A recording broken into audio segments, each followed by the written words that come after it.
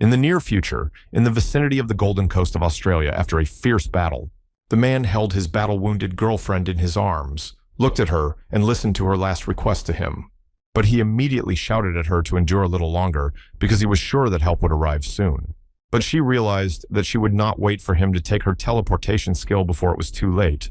Looking at her calmly, I asked her what she meant by the word, take away. She smiled and said that she knew all about his abilities. He stopped her, turned his head to the side, and asked her not to continue talking about it. The girl asked him once again to take away her teleportation skills and survive. When he looked at her, his eyes were filled with sadness, and his lips barely parted to say the word, I'm sorry.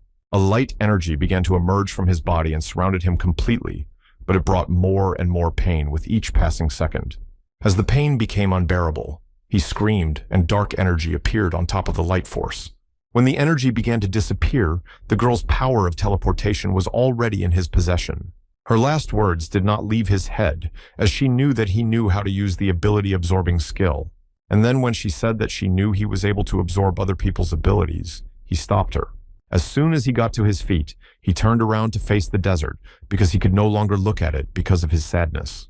I had to fulfill her last will because she asked that at least he, the leader of the Sunwoo group, survive. In an instant, his body disappeared into thin air. He was the only one who managed to escape that day. The beginning of all these events was the appearance of many portals high in the sky over all the cities of the world. From these holes, a large number of demonic beasts and monsters from an unknown dimension descended on the world. As a result, millions of people around the world have been injured or worse, have lost their lives. Those who remained were separated from their families and became refugees.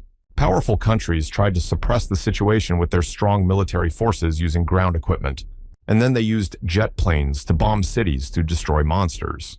As it turned out later, people were helpless against the monsters. They were chasing them.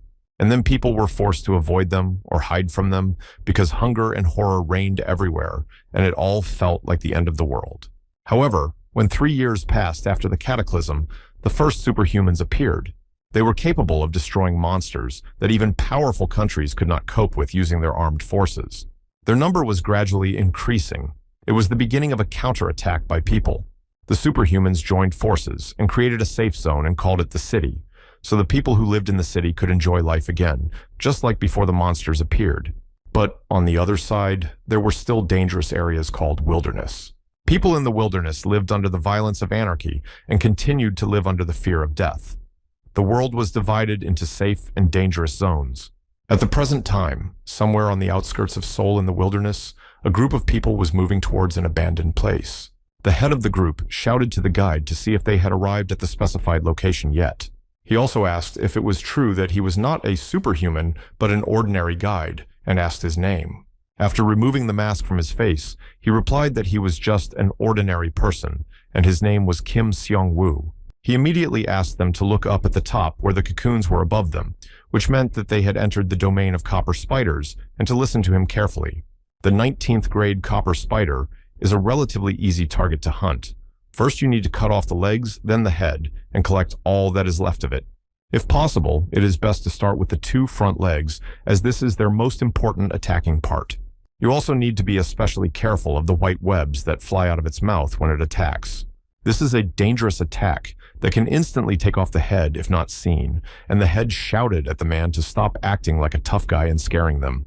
Sonwoo accepted this remark, considering that they had defeated a level 18 bearded salamander, and apologized for the disrespect. While they were talking, the 6 red eyes of a copper spider were watching them closely. The spider had no intention of hesitating, so he attacked, and Sonwoo ducked in time to notice the attack.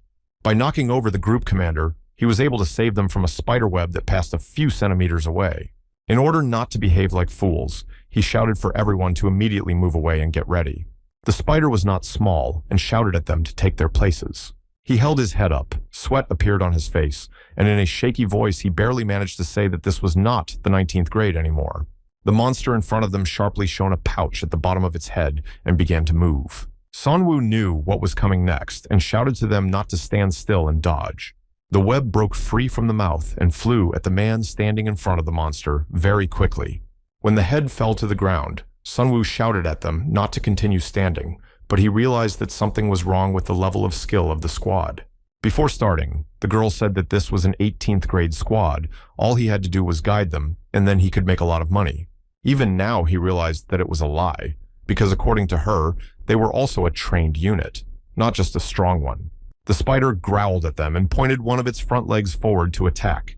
Sanwoo noticed and shouted at the chairman to come to his senses, and the chairman stopped the attack with his sword. To increase the pressure, the monster connected a second paw, and although it was difficult, he managed to hold on. But he had to think of something, so he activated the ability to swing his fist and hit the spider. A yellow electric discharge enveloped the monster's body instantly. Sanwoo was pleased that he had the ability to electrify and that it was true that there were superhumans among the squad. This attack knocked the monster down. He fell and did not move, and you could see the current passing through his body. The chairman pointed his sword and shouted to the men to attack the creature while they had the chance. The squad immediately grabbed their weapons and approached the creature, beginning to pierce the body with spears and swords. They surrounded the spider head-on, and he put his sword to the creature's head.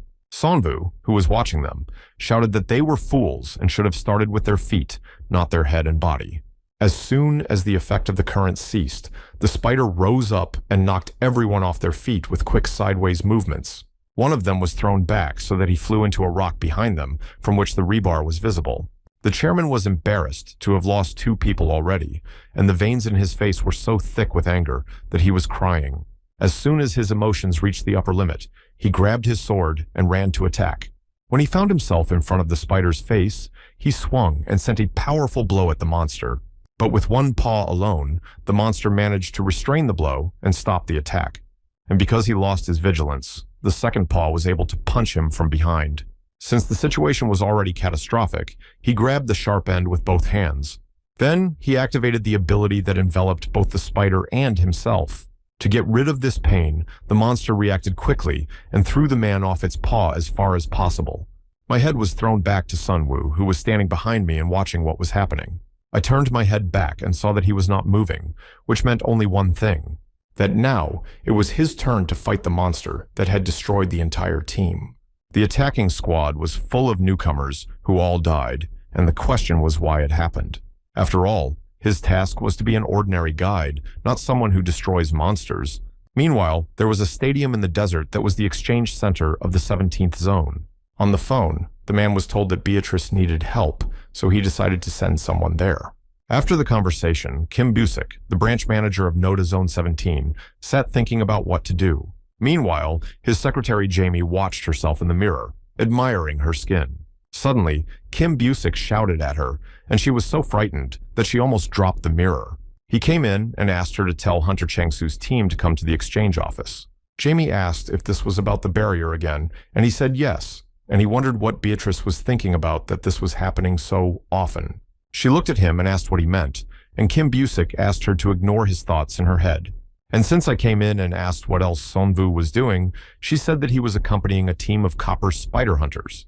He felt strange because those creatures are weak, so they should have returned long ago.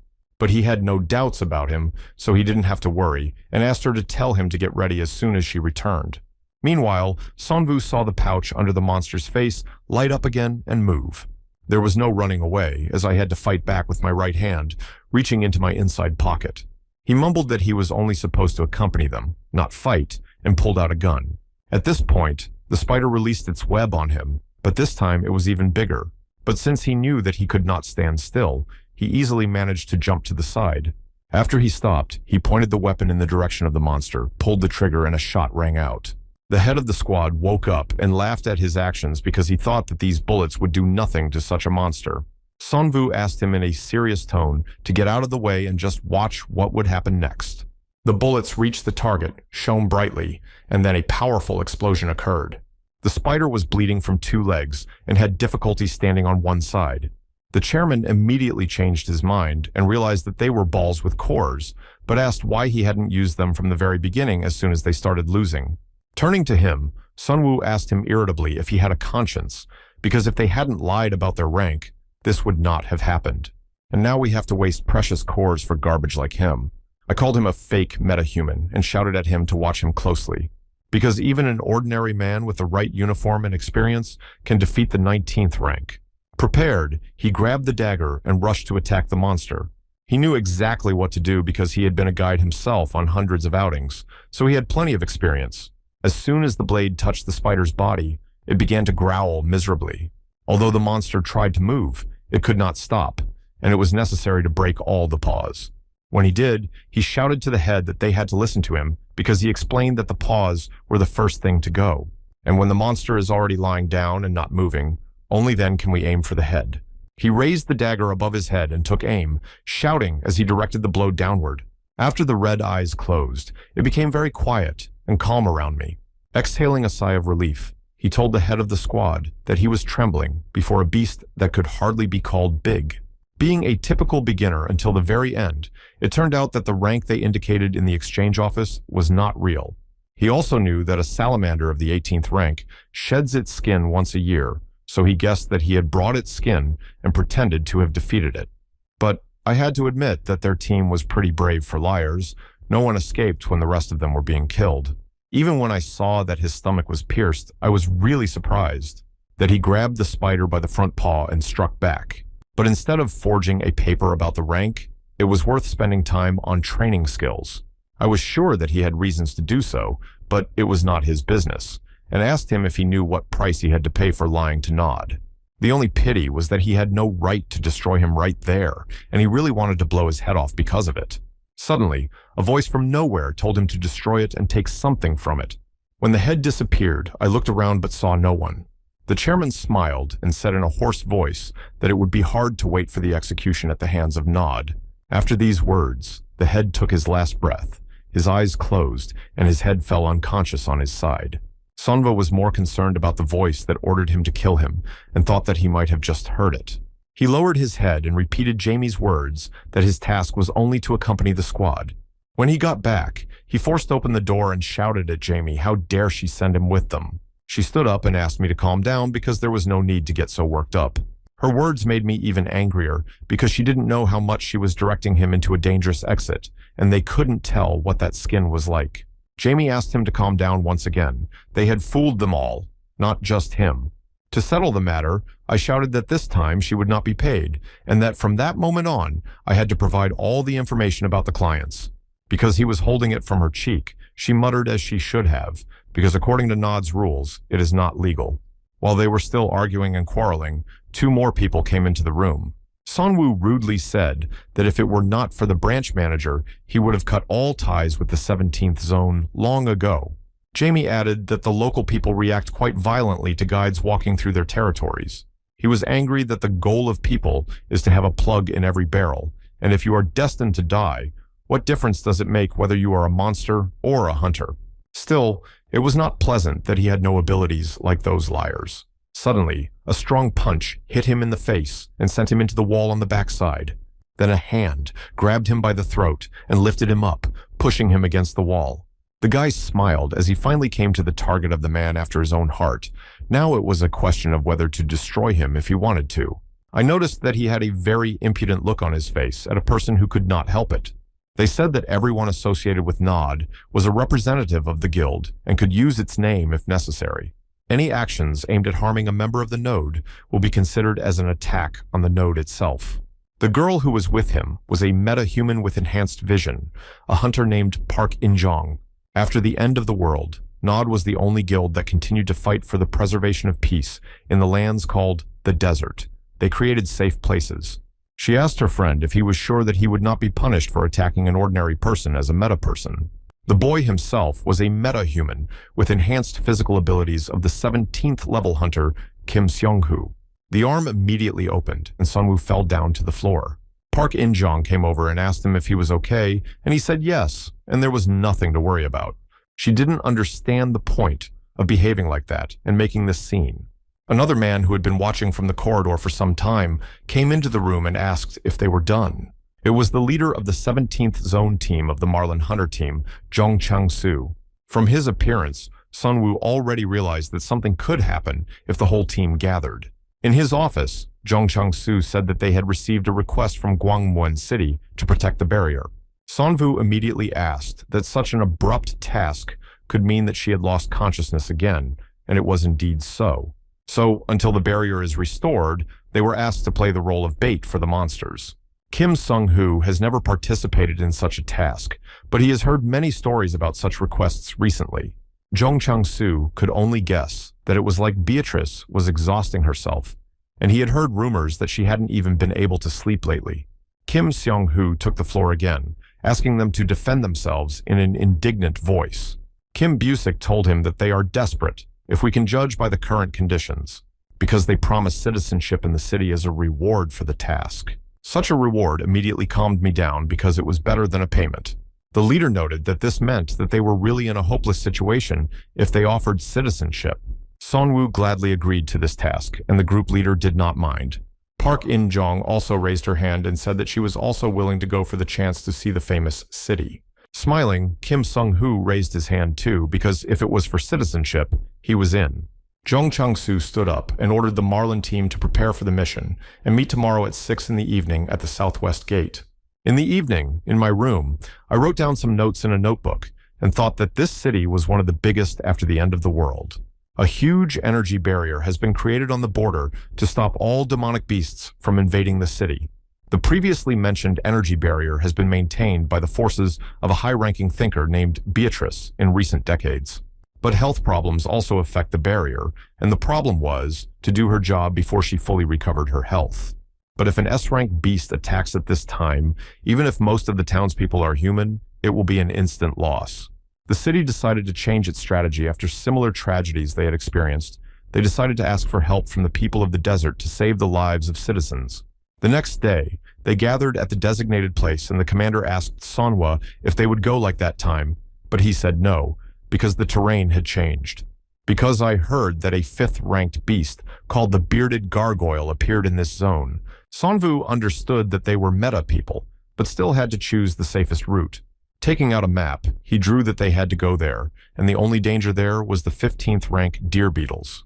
Jong Chang-soo liked the route because he could handle them easily.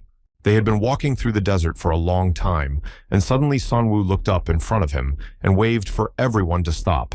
Kim Sung-hoo asked him what happened and why they stopped. He turned to him, put his finger on him, and asked him to be quiet. I got down on one knee because there was a trace, and I needed to examine it well. The hunter Injon came closer and asked if it was a trail of a demonic beast. Sonwoo did not answer, but he had one request for her. Could she check the area with her eyesight? It was no problem for her. She activated her eyes and they shone with a pink glow. Sonvu showed her to look in the direction of the largest sand clouds. She looked over there, but she couldn't see anything even beyond them. Sonyu could no longer wait. He asked them what was going on and why they were still standing. In order not to make them nervous, he said that most likely they were facing a horde of hoblings and added that they had passed here about 15 minutes ago. Despite the fact that the horde was moving in the other direction, I am sure they heard them. Injon, who was looking ahead all the time, shouted that he was right, and a horde appeared and moved toward them. The commander praised him because he was sure he could trust their guide. Sonwoo assessed the strength of the team and suggested that they should limit their path since half of them were not capable of fighting in close combat. The commander asked if there was anything nearby that he could use. He also asked Hunter Seong-hoo to carry Hunter and Jong since they would be running all the way. The team abruptly took off and rushed into the cloud of sand in front of them. Sonia was angry that some guide was in charge of them and didn't think he could do it at all. Injin was smiling behind me because their guide looked cool when he was in charge and asked me to run faster. Although they were running quite fast, the silhouettes of monsters were already beginning to appear behind them. Hoblings were monsters of the 18th rank, one hobbling weaker than a copper spider.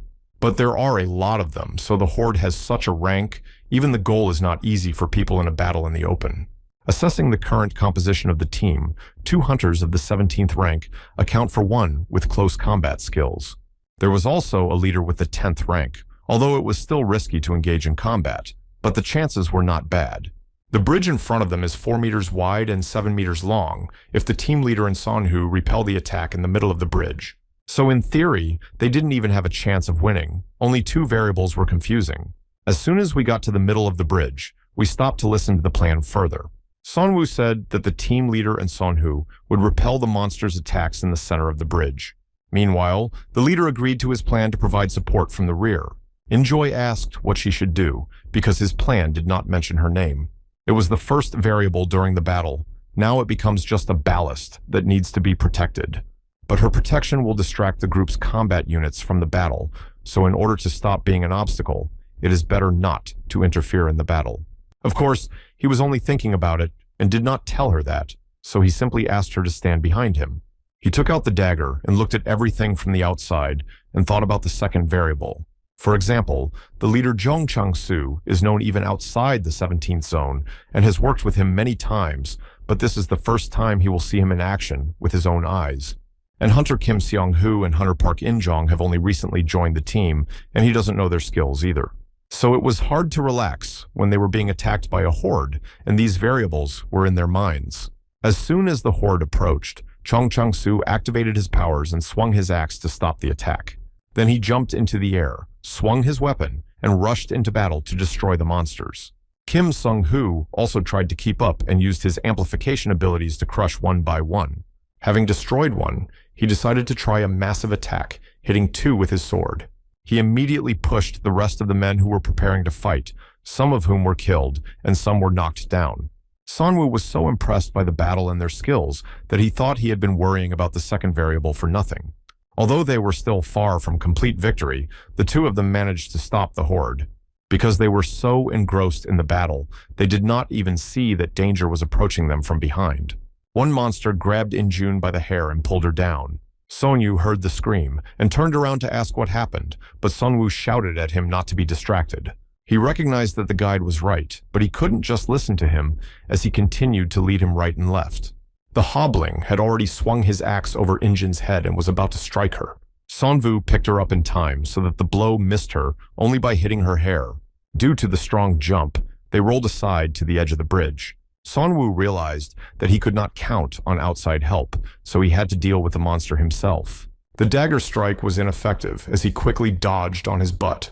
Immediately pointing the dagger in the other direction, he managed to knock the helmet off the monster's head. This enraged the hobbling, and he grabbed the axe sharply and directed a blow at his opponent. Sonwoo, although he did not expect such a turn, also managed to dodge with a jerk backward. But the speed of the hobbling was not small, and before he could get to his feet, he was already behind. In-jong hurried over and stabbed her in the back, saving Seonwoo. It also allowed him to attack and destroy the monster while he was distracted by it. Just at that moment, the rest of the team ran up and argued with all the attackers. Sung-hoo immediately attacked with claims that what happened here was because he was supposed to protect In-jong, not her. But she stood up for him, accusing him of being to blame because he missed one of them and he walked in behind them. This scenario did not suit him because he did not know that someone would attack from behind and tried to help until the guide ordered him to fight. The commander hurried to stop him because Sunwoo had done the right thing by telling him to focus on the battle, as it would have been difficult for him to hold the defense. I turned to Sunwoo and saw that he was sitting on his knees with his nose down and asked him how he was feeling. Although he said he was fine, he thought the opposite, that he had failed not only to protect the hunter in John Alley, but also to make him help him. The commander said that they should leave the place, as the noise of the battle could be heard by other monsters. But Sonwoo reassured me that there are many low-ranking beasts here, which means that there is no one stronger than these. They went on through the desert, and their journey went well because there was no one else on the road. Sonwoo stopped and began to look around him. Sonyu shouted at him from behind, asking why they were there and if they hadn't already come. But he did not answer him a word and silently jumped up on the wall to the side of them. He turned around and told them to come up to him, ignoring the hunter Sonwoo's questions. As soon as they got out, they looked at the front and were surprised because the picture in front was impressive. Sonwoo turned to his comrades and said that they were looking at the dome of Gwangmuen. As soon as we approached the defense, it was even more incredible as it was set from a distance. In-jong came closer and gently touched him with her hand out of curiosity. And when she did, Sonwoo abruptly grabbed her and screamed in fright, and she screamed herself. She was embarrassed and then yelled at him that his jokes had given her a heart attack. The commander asked her how she felt nothing, and In-jong replied that it was strange. For the sake of curiosity, Sonwoo also went over and stuck his hand inside and shook it. I asked my mentor if this barrier really holds back the demonic beasts, and he replied that it has for 10 years. Once inside, they headed for the gate where the city guards were waiting for them. The man ordered them to stop in a harsh voice and show their identification documents. Showing his ID, he introduced himself to him as the leader of the Marlin team from Zone 17, Zhong Chang-su. The guard took his ID card, took a scanner out of his pocket, and checked the document for authenticity. After checking, he gave everyone bracelets and told them to put them on. Injeon put it on, and when she looked at it, she noticed that it looked like there was a core where the pebble had been. The guard said that the barrier would be disconnected tomorrow at 7 in the morning, and they would be provided with a temporary place to sleep after sunset and would not be allowed to leave their rooms. Sonyu asked the guard what would happen if they didn't listen and left the room anyway. With a serious tone, he replied that in that case, they would lose their arm because the bracelet would explode, and it would also go off if they tried to remove it by force. This answer made the two of them quite nervous because they carry a bomb on their arm. Sonvu went inside and thought that if it was for the purpose of preventing the beasts from breaking through, the barrier would be enough. But all these measures are against the people of the desert. As soon as we got there, everyone was impressed by the environment. The commander asked them again if it was their first time in the city. So if this is true, I said welcome to a place where everything is intact. Injeon was amazed that they had only walked a few meters, but it felt like they were in a completely different world. The commander turned to Sonvu and asked him what he was going to do, whether he was going to the city or going to the room. He said that he was not going to the room yet, but wanted to walk around a bit and find the right store. Walking around the city, it was hard to believe that it was as peaceful as it was before the disaster. Stopping in front of one store, I read its name and headed inside. As soon as he opened the door, a girl with boxes jumped out in front of him. Sonwu noticed that something had fallen out of her pocket and bent down to pick it up and give it to her. But when I went up, I saw that she was not there and had run off somewhere. After telling the seller everything he needed, he brought everything in a box in a few minutes. Curious, the man asked why he needed so many masks and similar things, and also asked how he would pay for them since they only accept coins. While the seller was asking him this, he noticed something on the counter that looked like a grenade. But not to look like a fool, I asked the seller what it was. He said that he called it a magic bomb.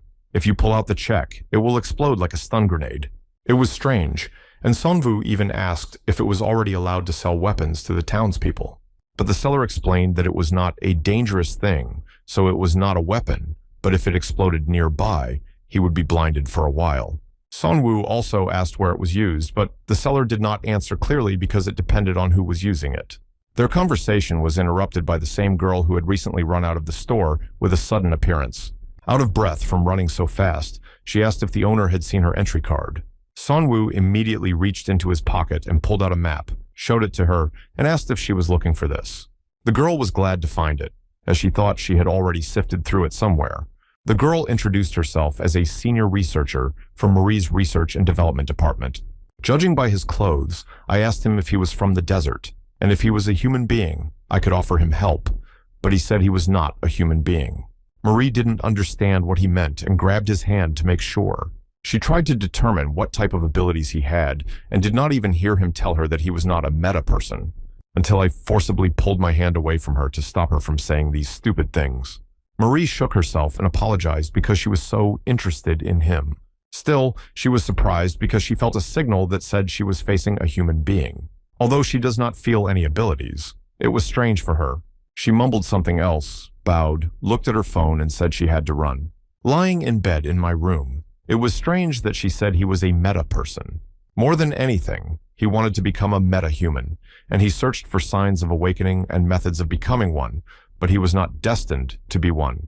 So I had to accept the reality and decided to devote all of myself to working as a guide, and that's when someone said that he became what he dreamed of.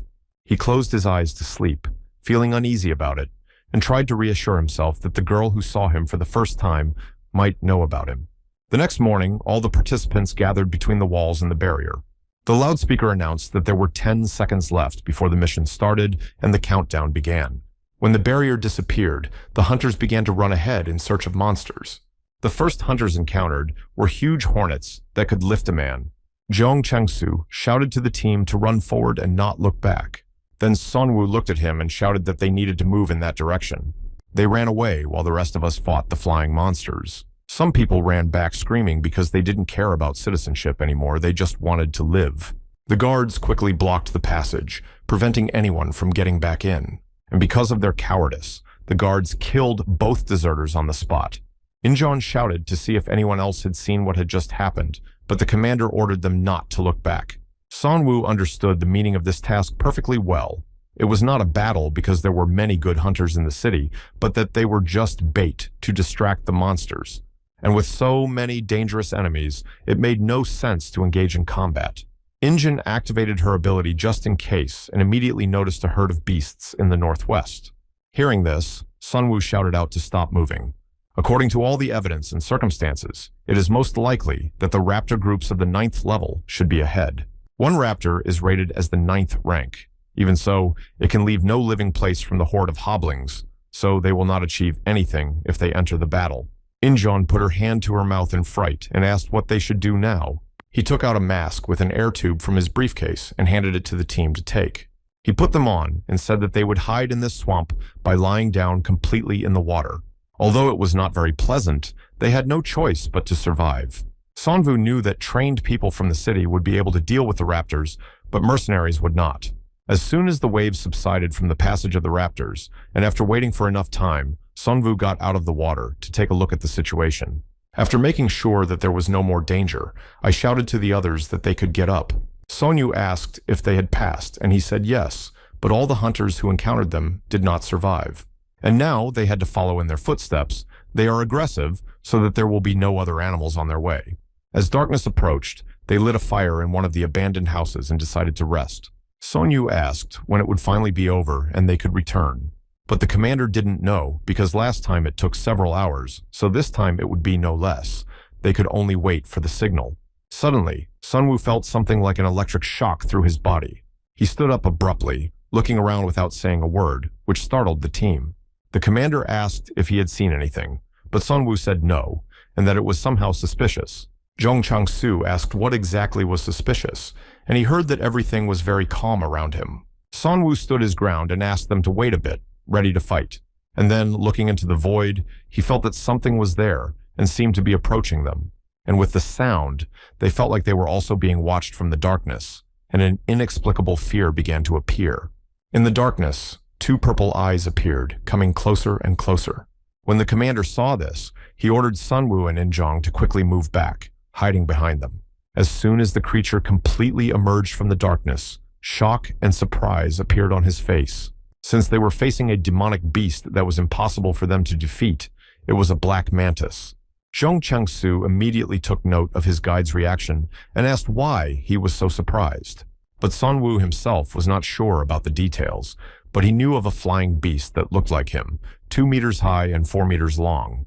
This is all the information he had, and he did not know the weaknesses and ways to destroy this creature because there was no data about it. In his opinion, they needed to retreat. The commander followed up by asking if they would be able to find out more if they joined him in battle.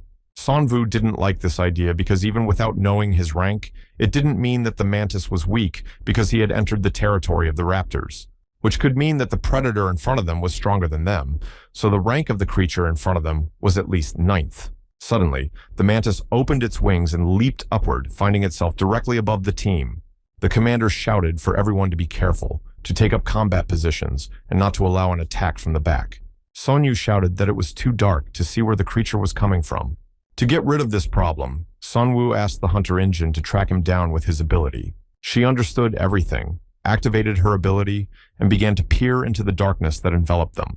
Even looking around the area, she could not find a black mantis. They stood in each sector, waiting to be attacked. The team then heard the sound of approaching Sonwoo and decided to use this opportunity to track and find the monster. If everyone stays calm and reacts in time, everything will work out.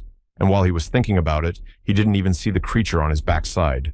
Thanks to his experience, he was able to sense the danger in time and defend himself with a dagger. But the monster's blow was so strong that he was thrown back quite a bit. Injeon turned around and shouted to him, asking if he was okay. And I noticed that the creature that had just been at the other end had already moved right over him. Looking up, he saw the monster already preparing to attack him. Zhong Chang-su could not allow anything to happen to his guide and rushed to his aid. The commander managed to run up in time to block the axe's blow to the mantis's front legs. I shouted at Sonwoo to get out of here and left him to it. As soon as he ran away, the commander pushed the creature's paws in front of him with force. After joining the team, he said that the situation was not in their favor because of the darkness, and Sonwoo was angry because he wished there was at least a little light. Then Sunwoo remembered that he had bought something and reached into his back pocket looking for it. I shouted to the commander to grab the layer that gave at least a little light. Zhong Changsu saw that the creature was above him and did not like that it was looking down on him, so he shouted at it to come down to him. When the light appeared, Sonyu also rushed into battle to help the captain, but he shouted loudly for him to stop and not do anything stupid. As soon as he stopped, he said that this bastard was only in front of him, so he asked him not to get involved in the fight. Sonvu assessed these actions as correct, because if they were waving their weapons at each other, they would only limit their movements to avoid hitting each other. However, the leader had problems even with the raptors, and the Black Mantis is probably much stronger than them. To make matters worse, it wasn't just a matter of strength. He was smart enough to distract his victim to hide his position. It was a matter of how to defeat him. Zhong Changsu, who was waiting for the monster to attack, unleashed his power and surrounded him. The mantis attacked him immediately, quickly approaching him because of this radiance and the feeling of power. The captain raised all the stats in his body to the maximum to give a worthy rebuff to the enemy. This made it possible to increase the speed of reaction and dodge the mantis's quick strikes. It also made it possible to try to counterattack with a repeat after each miss. He quickly approached him, jumped up, and swung his axe, shifting his strength into his hands. The mantis managed to stop the attack by catching the axe with its fangs on its snout. Zhong Changsu knew perfectly well that if the monster continued to press him, he would lose. The creature resorted to meanness while they were squeezing, and with its front paw, it pierced his leg. Unable to stand by any longer because of what he saw, Sonhu attacked the beast from the side. Having blocked the attack with one paw, he immediately swung the other to strike back. The hunter was hit in the stomach and quickly flew away. When he hit the wall, cracks formed in it, and he lost consciousness. Having dealt with one, the mantis immediately pointed its front paw at the enemy in front of it. It went through the opponent's body and broke out on the other side. In pain, the axe fell to the floor and God lifted the captain up above him. His strength was slowly leaving him because the pain was unbearable, and he did not want to realize that the monster had defeated him so easily. When he lost consciousness, the mantis threw the captain away from him. He hit the wall and fell face first to the floor from a great height. The mantis turned around and looked clearly at its next victims reflected in its eyes. Sonwoo took a fighting stance as it was their turn to fight. From what he saw, he determined that the beast was at least of the 8th rank, or even worse than the 5th. The main weapon of the mantis is its front legs, and they were as strong as Damascus steel, so I realized that it would be finished off before it tried to cut them off. As he approached them, they gradually examined his body in an attempt to find a weak spot. When the monster stopped, there was only one thought in my head that the creature was terrifying. But because he raised his paws up, one detail on the creature's body caught his eye. As he came closer, he could now see the connecting part between the legs and the torso. I wanted to believe that it was the same weakness. Taking advantage of the only chance, he quickly aimed his shot at that spot. But nothing happened, and I immediately felt as if the sword hadn't even entered me. And then I felt the paw of the beast hit him, and the feeling that he was flying fast somewhere. When he fell to the ground, a mantis immediately jumped into the air and headed for him. Two sharp paws struck both sides of his head, causing his eyes to freeze in place. The creature slowly lowered its head lower and lower toward the enemy. As soon as they were face to face, Sunwoo closed his eyes, but the beast just looked at him. In my head, I was thinking that I had opened myself up too much, and if even the team commander couldn't handle it, how could he think that he could resist this monster? Then he felt saliva dripping from his mouth directly onto his face, and then heard a strange sound. The mantis raised its head in the direction of the sound and began to spread its wings.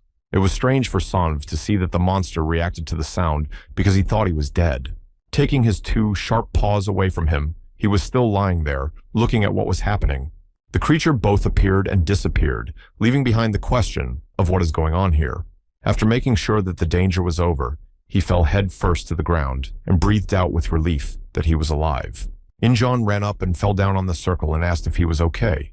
But he was more interested in why he left and whether it was because he was an ordinary person.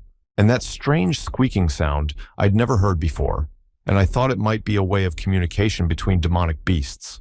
Injon waved her hand in front of his face and asked him to gather himself. Her shining bracelet made them remember the most important reason they were here at all. Sonwoo asked her if she knew how long ago the bracelet started glowing, but she didn't pay attention. It was a signal that the barrier was activated, and they should immediately return to the city. She turned her head and asked about the leader and Seong-hae, because at first glance they seemed to be quite badly hurt. When we approached Zhong Chang and examined him, we were glad to see that his heart and important parts were not hit, and he just lost consciousness. Since he was unconscious, Sunwoo grabbed hold of him and threw him over his shoulders to walk back. And it needs to be done as soon as possible to take them to the doctors and ask her to help the hunter Sanj. And also to be prepared for the fact that it will be difficult because the way back is not easy and long. At the end of the mission, all those who were found were laid out in front of the city wall while the guards made counts. In total, there were 58 dead bodies, 17 wounded, 11 missing, and 86 participants in total, so this result was still quite good. But then the guard noticed that someone was approaching them from the right, albeit slowly. Blurry images of 4 people were visible behind the barrier. Even though they were tired, they managed to get to the city as a group. They were subsequently hospitalized and provided with all the necessary assistance. A man who came to the hospital to talk to them was looking for their room and heard someone arguing. Injeon yelled at the leader to eat as he needed to recover as quickly as possible. And if he doesn't eat, she will feed him with her fist and not even look at the team leader in front of her. She was interrupted by a knock on the door, after which a male person entered the room. He went up to the leader and apologized for disturbing him, as he was the deputy of the Baijongseong City Administration. Zhong Changsu looked at him and also introduced himself to the man. Bae Jinsung smiled as he noticed that he was recovering quite quickly and asked if his healing abilities were not bad. The captain appreciated these abilities and was interested in what the city administration needed from them. He apologized, but he can't tell them in front of everyone that they need to be alone. Once he understood, he asked his team to leave them for a long time. As soon as they got out, Injeong asked Seong-hoo what he thought they were up to. He replied that they were most likely discussing remuneration, and he joked that if you look at it, he was just created to be a rich boy who knows no misfortune and does not understand how he survived in that terrible desert. Sonvu did not share their optimism, and he was embarrassed that a representative of the administration had come to talk to the desert residents. Bae Jinsung called it a real miracle that they survived, and Zhong Changsu immediately noticed that they had a good guide. He asked him if he knew the guide was an ordinary person, and the captain confirmed his words and added that he himself could not believe it. Then the man adjusted his glasses and said that it was good that they all came back alive. The administration is in a difficult position because they did not expect such a result. As soon as the man left and the team returned, the leader told them what they had talked about, and Sonhu was seriously furious. Zhong Changsu asked him to gather himself and calm down, as there was nothing wrong with that. But he couldn't because he could not calm down because they were given only 2 places to get citizenship. But I couldn't understand why these places were given to this fool and Injun. The captain explained once again that it was the decision of the city administration, and they had no choice. Sonyu shouted that it was all a blatant lie and did not believe them because what could they know? He said that if the leader wanted to give up his citizenship, it was his business, but if we judge objectively, he is the second strongest after him. Therefore, he does not understand why in the end the choice fell on this person who was not even a target. Unable to stand it, the captain shouted at him to start paying attention to what he was saying and to stop shouting at them. Seongwoo turned his head and reassured Jung Chang-soo that he was fine and reacting calmly. Sonyu exploded with anger, because of course he was okay because he was now a citizen of the city. The commander once again asked him to stop arguing, as everything was decided anyway. But he was already curious, because he thinks it was all his decision, because he thought those 2 didn't have close combat skills, so he just felt sorry for them. Zhong Chang-soo did not answer directly, but only said that they would be given all the other awards and would still have a chance to become citizens.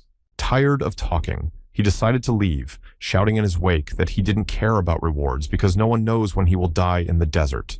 The commander turned to Sonvu and said that there was no doubt that he had saved them, so he asked him to accept citizenship without a guilty conscience. And he replied that he would gratefully accept such a generous offer. Sonvu had just accepted the assignment because of his citizenship and had no intention of refusing, but the problem was whether Sonhu would accept it.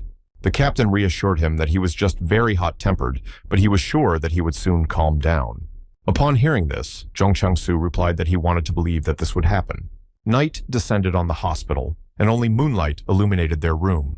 Poorly sleeping, Sunwoo heard a rustling noise, opened one eye and looked in Sonhu's direction. I turned my head and saw him sitting for some reason, and why his head was looking straight ahead. Then he got up and quietly walked over to the commander's bed and looked at him intently. He clenched his teeth in anger and pulled out a knife, exposing its blade. He awakened his powers and directed them to his arm to increase the force of the blow. And he hit the place where the captain's heart was, who quickly woke up and grabbed the offender by the throat. Zhong Changsu shouted at him how he could betray him so vilely. Son Yu shouted that it was all his fault and stabbed him in the bottom even more. When the captain lost consciousness, he asked him how an animal that doesn't even have the ability to become a citizen before he did. And he has no intention of returning to the desert, so he will do everything to make it happen. He turned his head toward the bed and asked Sonvu if he had heard everything that had happened. He walked up to the screen, pushed it aside with his hand, and abruptly burst into his bed. He hit the robe, shouting that everyone would get what they deserved and that it was all his fault. I threw the blanket off the bed and saw that there was no one under it. A stun grenade fell next to his foot and seemed to freeze a second before exploding. A bright light, with a very sharp noise, burst from the grenade and engulfed the offender. While he temporarily lost his sight and hearing, Sonvu attacked him from behind with a knife in his hand. He grabbed his head with his feet and pulled it to the side, exposing his neck. The knife went inside his neck without any problems because of the pain, and Sonhu screamed. Suddenly, the voice appeared again, ordering him to destroy and take them away, and he realized what it meant, which he did not think at the time. Because of this, he lost his vigilance, and the enemy fell backwards on the floor, hitting Sonva himself. Then he picked up his activated ability and hit him with his shoulder with all his might, nailing him to the floor. The blow was so strong that he started bleeding inside and coughed up blood. Son Yu looked at him and reached for the knife that was sticking out of his neck to take it away.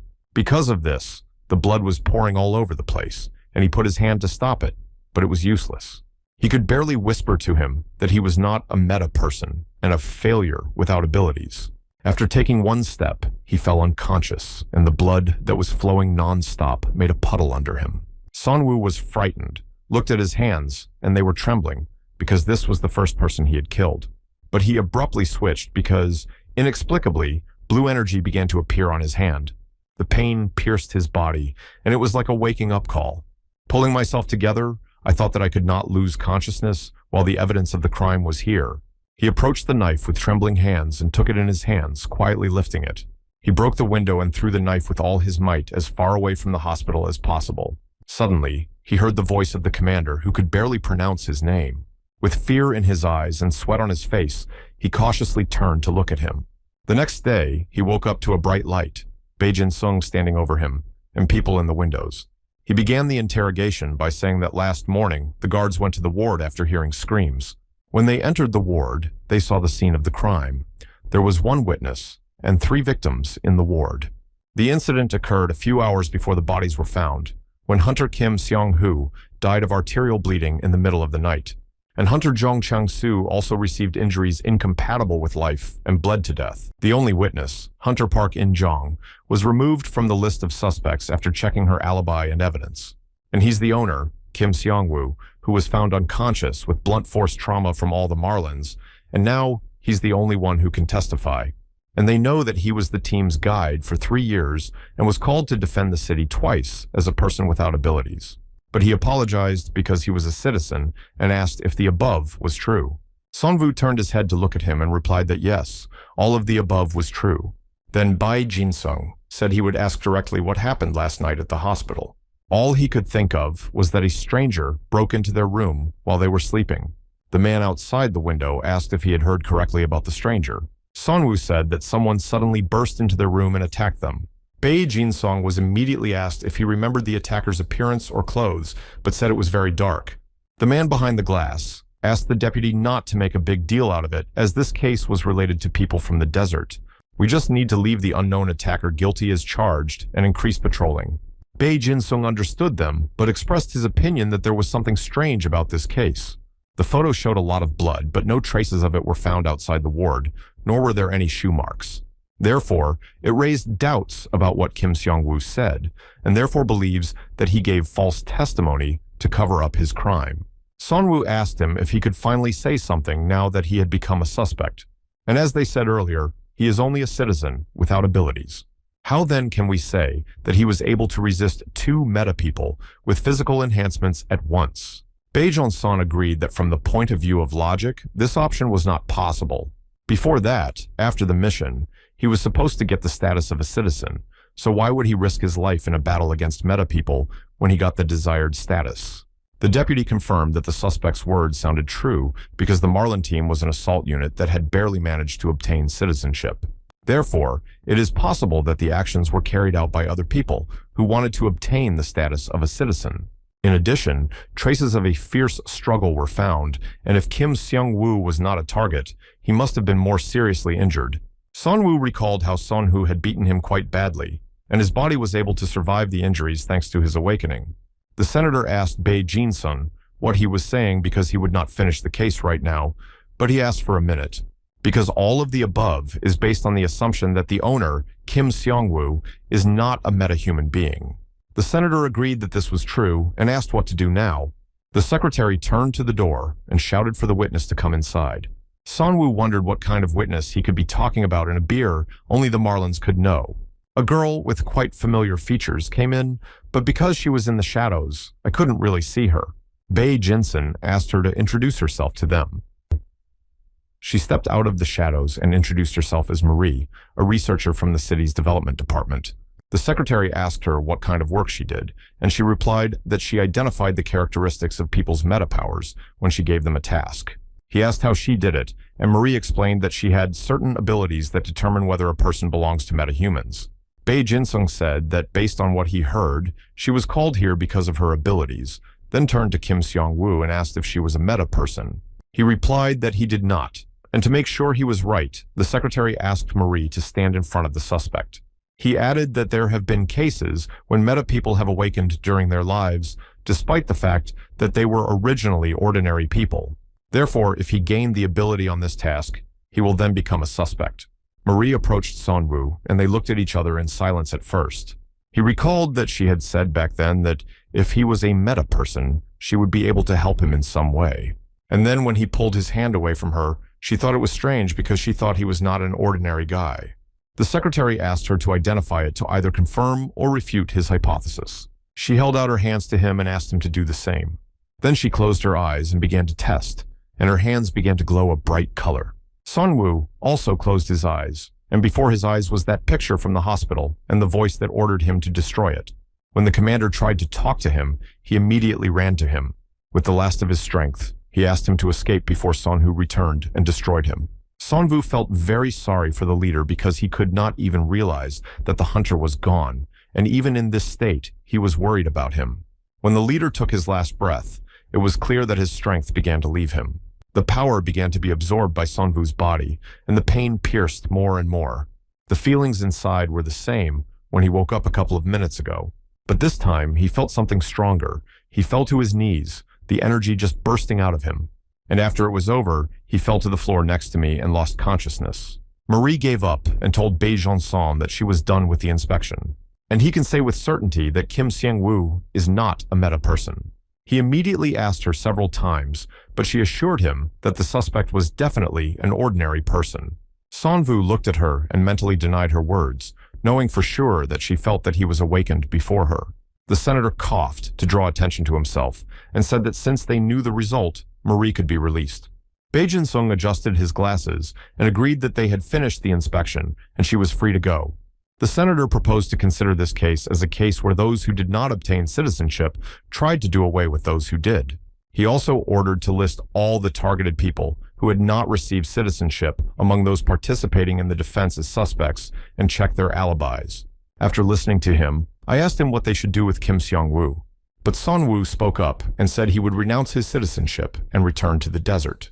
The secretary didn't understand and asked why he had decided so, because the administration hadn't insisted on it. Sun-woo explained that from the very beginning, he believed that the leader Jung Chang-soo and the hunter In Jung deserved the right to citizenship. Bae Jin-sung warned that despite the fact that he had gone through a lot to live in the city, if he refused this time, he would have to go through it all again. I was also interested in the reason for his refusal and desire to return to the desert. Sun-woo looked down and said that it was just like he said, that it was because of his citizenship. If he stays a citizen to become a suspect in the destruction of his comrades with whom he fought shoulder to shoulder for 3 years. He also doesn't want to get something that could put him in danger from an uncaught criminal. Since it sounded quite truthful, all suspicions were lifted, and he was released. When he had collected all his belongings, Sun-woo met In Jun in the square to say goodbye. They stood in front of each other and talked about everything that had happened. As soon as we finished the conversation, we said goodbye, and Injeon went about her business. Sonwoo also turned around and slowly headed for the exit of the city, looking around. When he suddenly heard his name called, he turned around and saw Marie running toward him. She stopped and breathed heavily because he walked fast, and she had been running after him for a long time. Then I smiled because I was glad that they never found out that he was now a meta-man and could leave the city in peace. The thought that she knew everything now stopped tormenting him. But now it was interesting to know what her plans were for him, that she didn't say anything to the tribunal. Marie added that she does not think he deliberately killed his comrades, but rather that he had no other choice. Sonwoo asked her openly why she didn't tell them the truth, knowing what she was doing. Marie answered openly because she was interested in his abilities, that she feels something new and exciting from him, because he sends out completely different signals from the rest of the meta people. I also asked him if he knew that all meta people are divided into 6 categories. Most of them involve physical enhancements over the powers of magic technology, taming evil with psychopathy or magic. But like Senator Beatrice, there are targets of people who do not qualify from whom other signals emanate. Sonwoo asked me one question. Doesn't she have extraordinary powers? Marie believes that her ability to create a barrier around the city is her greatest strength. Senator Beatrice is the only one who was able to maintain a barrier of several kilometers in size for a long time. Marie asked if he had any strange sensations when he woke up. Recalling that time, he said that before he woke up, he heard a voice in his head. She realized that people with psychopathy often hear orders in their heads. She also wondered what exactly that voice was saying to him. Sonwoo said he didn't remember, but he didn't want to tell her the truth, even though she was being friendly. Marie looked away, thinking it was strange because it couldn't be. And then I realized that I felt a certain feeling from him, similar to Senator Beatrice. He was very surprised by her words, and even opened his mouth a little in amazement. And he immediately said that he thought it was not so bad, but that he did not quite understand everything. And if she understands correctly, his abilities most likely work as an amplifying type, but she says that I feel such a signal from him, from Beatrice. Marie hastened to reassure him that no one expects such power from him because he has just awakened. The catastrophe associated with the emergence of demonic beasts almost pushed humanity into the abyss. But they were able to survive thanks to the meta people, and cities like Gwangwon were finally able to build again. It became interesting if not just ordinary meta people got together, what kind of miracle they could create. The only concern was how much longer Beatrice would be able to hold out, because she had been sacrificing her health for the past decades. While maintaining the barrier around the city, one Sonwoo immediately recalled how the leader said that she hardly slept. Now it was clear where such rumors came from among the desert dwellers. Suddenly, I felt a strange sensation in me and turned my head toward the tower and looked at it. Beatrice was standing there, looking down on him as well, and I realized that I was right, and they definitely locked eyes. Marie also looked towards the tower and said that the senator was doing everything possible with his last strength to protect the citizens, and his choice to believe her or not, but her ability to determine people's goals, confirms this feeling. That's why he knows that he is not an ordinary meta-man and feels that he has great potential, just like Senator Beatrice. He also believes that he will end the battle against the demonic beasts and may even be able to save humanity. The deaths of 2 people court a double awakening, and words ordering the destruction of the target people felt like his head would soon explode with information. And now, the salvation of humanity, starting with the opening of the gates and ending with the almost complete destruction of humanity, which was only a few decades ago. Those who survived and settled in the desert dream of only one thing: survival, so it is not salvation that is important to them, and survival after returning to the desert, because here the strongest survive, and those who do not know their own strength met their end in it. And it made absolutely no difference whether this end came from a beast or a man. That is why, as a new goal, it is most important for a person to find out the nature of his or her powers. Having reached the place, he decided that he would test his strength in this ruined city of McDonough, which was the best place to train the newly awakened. When I was passing by a building, I stopped because I felt that someone was watching me from the darkness. The silhouette of a large head and 2 red, glowing eyes appeared. And then he rose to his full height, and a demonic beast appeared and roared at him. Sonwoo did not expect to meet anyone so early, and this one was a 16th-ranked demonic beast, a poisonous cat. The monster noticed that he began to take a few steps back and immediately attacked. A punch from his left paw flew over Sonwoo's head, but he managed to dodge it. But I heard a strange sound, turned my head, and saw that the cannonballs flew out of the briefcase. The creature slowly crouched down, studying the enemy as it slowly walked in front of him. Waiting for the right moment, the poisonous cat tried to attack again. The paws of the healthy creature crumpled the roof of the car without any effort and flew away, glad to have bounced. Running forward, I looked back and thought that I couldn't escape, so I had to think about how to destroy the monster. When he saw the hatch below him, he leaned down and tried to lift it. At that moment, a force that enhanced physical abilities was activated, and the hatch easily came off the ground. Holding it in front of him, he shouted to the beast not to wait, but to attack it as soon as possible. The paw hit the hatch, and he managed to withstand it, and also managed to keep the weight of the creature above him.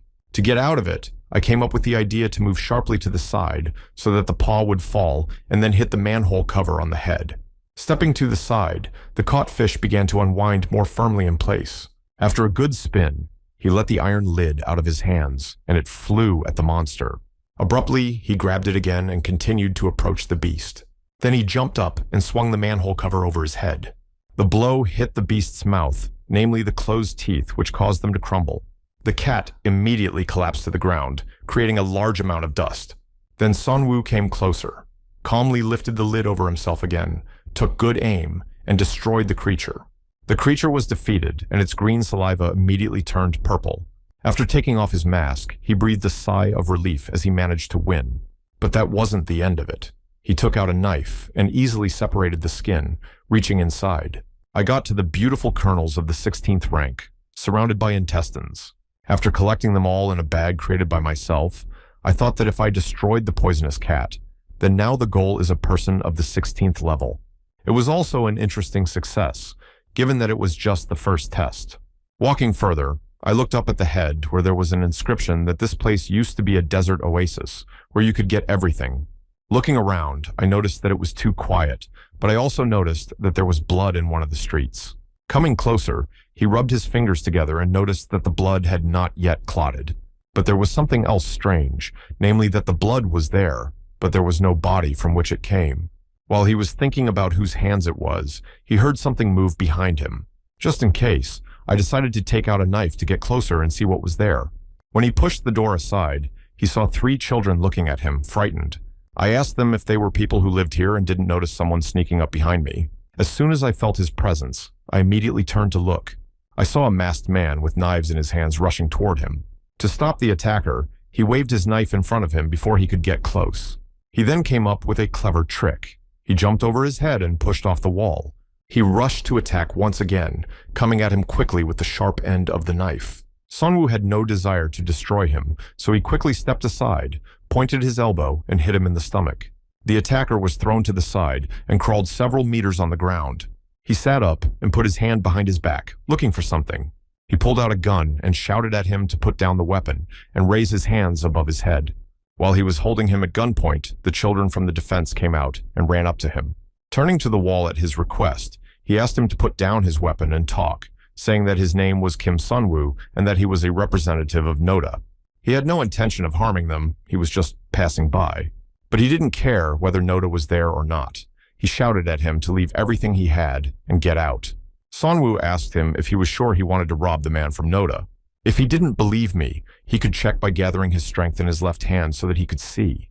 I hit the wall in front of me, which cracked and my hand slipped inside. I said if they live in the desert, I'm sure they know what Nod is. The attacker said yes and called the organization the last law of the desert. Sonwoo said that means they know that Nod doesn't rob, but only accepts tasks for a reasonable price. And I am sure that they know that if at least one of Noda's members is hurt, the organization will take revenge. Before that, I was sure it wouldn't fire because it didn't look like the gun was using a firing system, more like it was firing with a cannonball system. Considering that each shot requires energy from the core and taking into account the acquisition of food, it will not just pull the trigger. He explained that he only wanted to stay in a safe city for a few days and then quietly disappear. The man agreed to believe him, but asked in return to give him the kernels he had to use as collateral until the next few days passed. Since he could take them by force later, I threw him a bag of kernels to calm him down.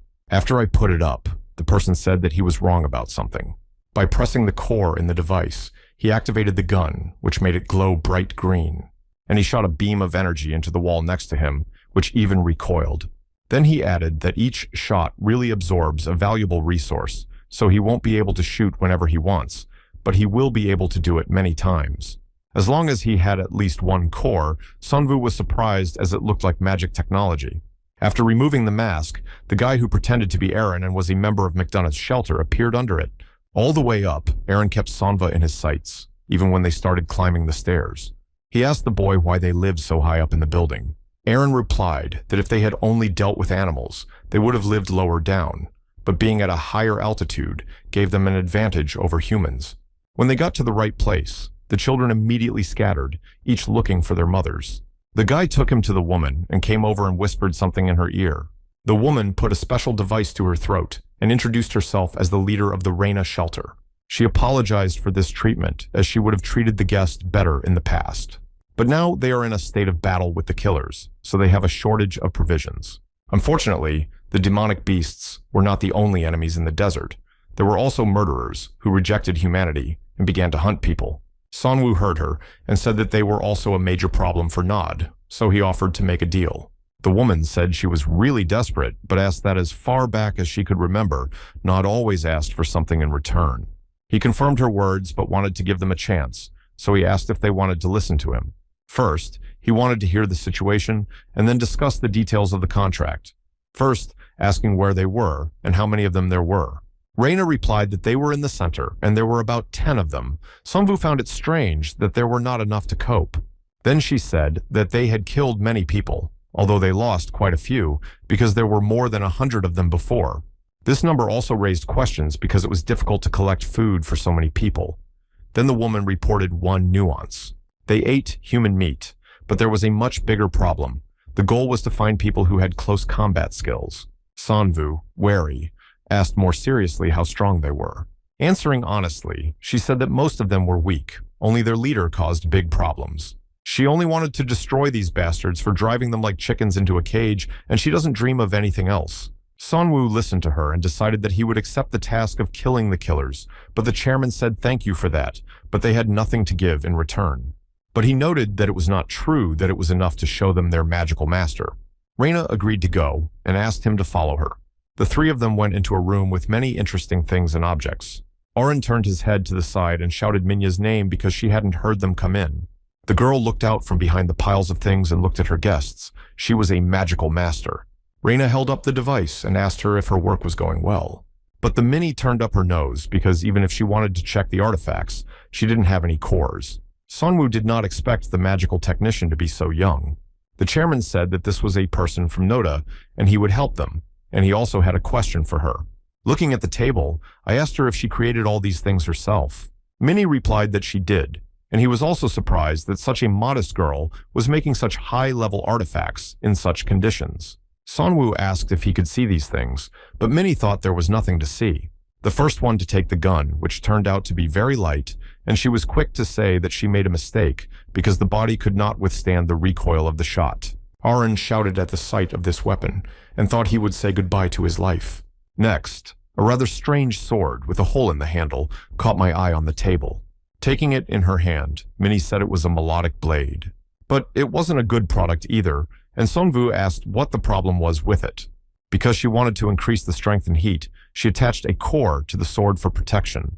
In order to withstand the desired force, it needs more cores than previously expected, but if it makes a larger connector, the balance will be disturbed. And if you use it as an ordinary sword, its cutting properties do not even reach the level of an ordinary knife. Sunwoo thought about it a bit and said that he liked it, so he asked her to sell it.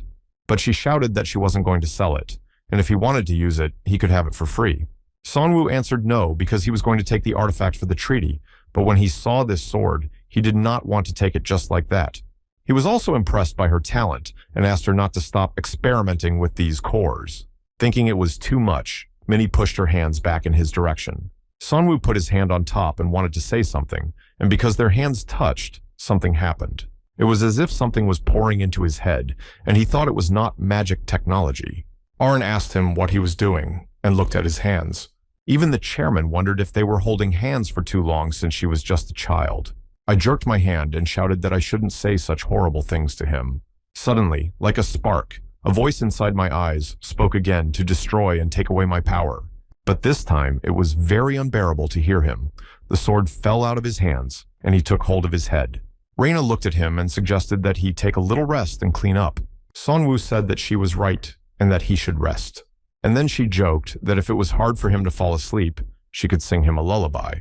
He replied that he was grateful, but that it was not necessary, and she asked him not to be so adult because she felt uncomfortable. When darkness descended on the shelter, Sonwoo lay on his bed, thinking about what that voice had ordered him to destroy again. He heard that sometime after waking up, the voice was supposed to go away. Closing my eyes, I thought that it seemed to me that the voice was only getting louder, not louder. After falling asleep, he woke up in the morning, but because of the dreams that disturbed him, he grabbed his head in an attempt to come to his senses. Later, he went to the roof and took binoculars to examine the enemy. Arin explained that it was a killer's base, and he was worried that they were getting too close. Sonwoo asked him what he understood to be the purpose of a person, so he should know what his abilities are. But the guy said he barely managed to get away from him, so I'm not completely sure. But the only thing that was true was that the boss of the killers was very, very fast. Sonwoo listened and thought that he had not offered the agreement out of good feelings or pity. It was necessary for his abilities, but he could not let his guard down. Noticing that Aaron was fussing with the box, I asked him what was going on. He showed me that it was a sniper rifle that Minnie had finished and prepared for him yesterday. Using electromagnetic energy in the barrel, it charges and fires cartridges of cannonballs. She also boasted that this rifle has almost zero noise and good combat power. Due to the lack of kernels, it could not be finished, and according to Minya, thanks to his kernels, she finished the development. After listening to him, he said he hoped this weapon would be useful. Arin looked at him and said that he trusted Minya and her products. Sonwoo also said that he trusted her and just hoped that this sword would do what it was supposed to do. The guy asked me if he was going to use it, because I had warned Minnie about it. Having calmed him down, I showed him the core and explained that he would not have to bother with it. Among the developments of Gwangmuan are core energy compression technologies. Provided that the cores can be compressed, you can connect as many as 10 of them into one core. Sonwoo asked if he had ever been to the city, but Aaron said no, because he was born and raised in McDonough and had heard that this place was once a city. And also because I was very young. I could not remember anything from that time. Although he knew nothing, Sonwoo remembered that Mokdong was only part of a city known as Seoul, with 10 million inhabitants, but nothing of it remains. Arin's eyes widened when he heard how many people lived here, even more people than in Gwangmuan. With a heavy sigh, he said that he would like to live in the city someday. For some reason, Sonwoo's memory immediately recalled an image of Sonhu saying something similar. At the mention of this, he lowered his head and looked down. Gathering his thoughts, he waved his sword and said that he would see how good this sword was. He took a brick in his hand, threw it into the air, and then with one swing of his sword, split it exactly into 2 parts. Since the preparations were done, we just had to wait until nightfall to start acting. When the time came, Aaron quietly approached him and woke him up. Sonwoo thanked him for standing on the stirrup and asked him what they were doing. I looked through the binoculars and saw that they had lighting, and a guard was constantly standing and watching from the tower. He asked the boy if he could remove the guards from the towers when he went to visit them. The guard in the uniform yawned sweetly and didn't even see that someone had bent his backside. Sonwoo quickly put a knife to his throat and told him to be quiet. As he tried to reach for the weapon, he slashed it across his neck, neutralizing it. At the noise coming from there, the guard from the tower turned the searchlight in that direction. He saw that one of his comrades was lying on the ground in a pool of blood beneath him. As soon as he opened his mouth to call for help, a beam of energy passed through him from above. When he was falling, he hit a spotlight with his hand, and it was directed at a window where someone was sleeping. Because of the bright light, the man woke up and tried to cover himself with his hand. But since it was light, I kept getting out of bed because I thought something was wrong. And in front of the entrance to his room, there were also guards to protect his sleep. Sonwoo appeared suddenly, so the man had no chance to even see where the danger was coming from. Having destroyed it, I noticed for myself that it has always been so easy for the meta people to kill an ordinary person. Although this was not his first person on the account, he did not want to get used to this feeling. Suddenly I turned my head in the distance along the corridor because I felt someone approaching. A bald man with a tattoo on his face stood there smiling and looking at him. But Sonvo was confused by the fact that at first, he did not even feel anyone's presence. Having taken up a combat position, the man immediately rushed to attack. Just before he approached him, he swung his sword, but he lowered his body and dodged. And without even noticing how the man managed to knock him down to the ground, he knelt down on his chest and asked him who he was and where he came from. But Sunwoo did not want to say anything, but gripped his sword tightly and used his awakened powers. The man immediately noticed this because he realized that he was not an ordinary person. To avoid endangering himself, he jumped back a few steps. I shouted to him to ask him if he was a meta man. Then he smiled again as it became more interesting and considered that this place was a little too cramped for combat and they needed to leave. Sonvu didn't like his words at all. They only alarmed him more. The impact knocked down a window in that corridor, and all the guards heard the sound of the glass. When he fell to the ground, he barely got up. His body was trembling and his head was bleeding. When I heard more movements, I looked up and saw that the man had jumped out of the window after me. He landed on the car behind him, and with his weight squeezed even the roof. At that moment, the guards ran out into the streets and shouted, "Boss!" He asked them not to approach, as the stranger in front of them was his prey, and then he noticed that a beam of energy rushed past him. Then he saw where she was coming from and managed to easily avoid the next shots. Aaron tried his best, but the man in the crosshairs was too fast. The boss told his men that there was a sniper in the house to the west, and they had to get rid of him. Since no one else was disturbing him, he could easily take on the uninvited guest. He was jumping from side to side, dodging all attacks and mocking him for being too slow. For an interesting trick, the man stepped into the middle of the tire with his foot.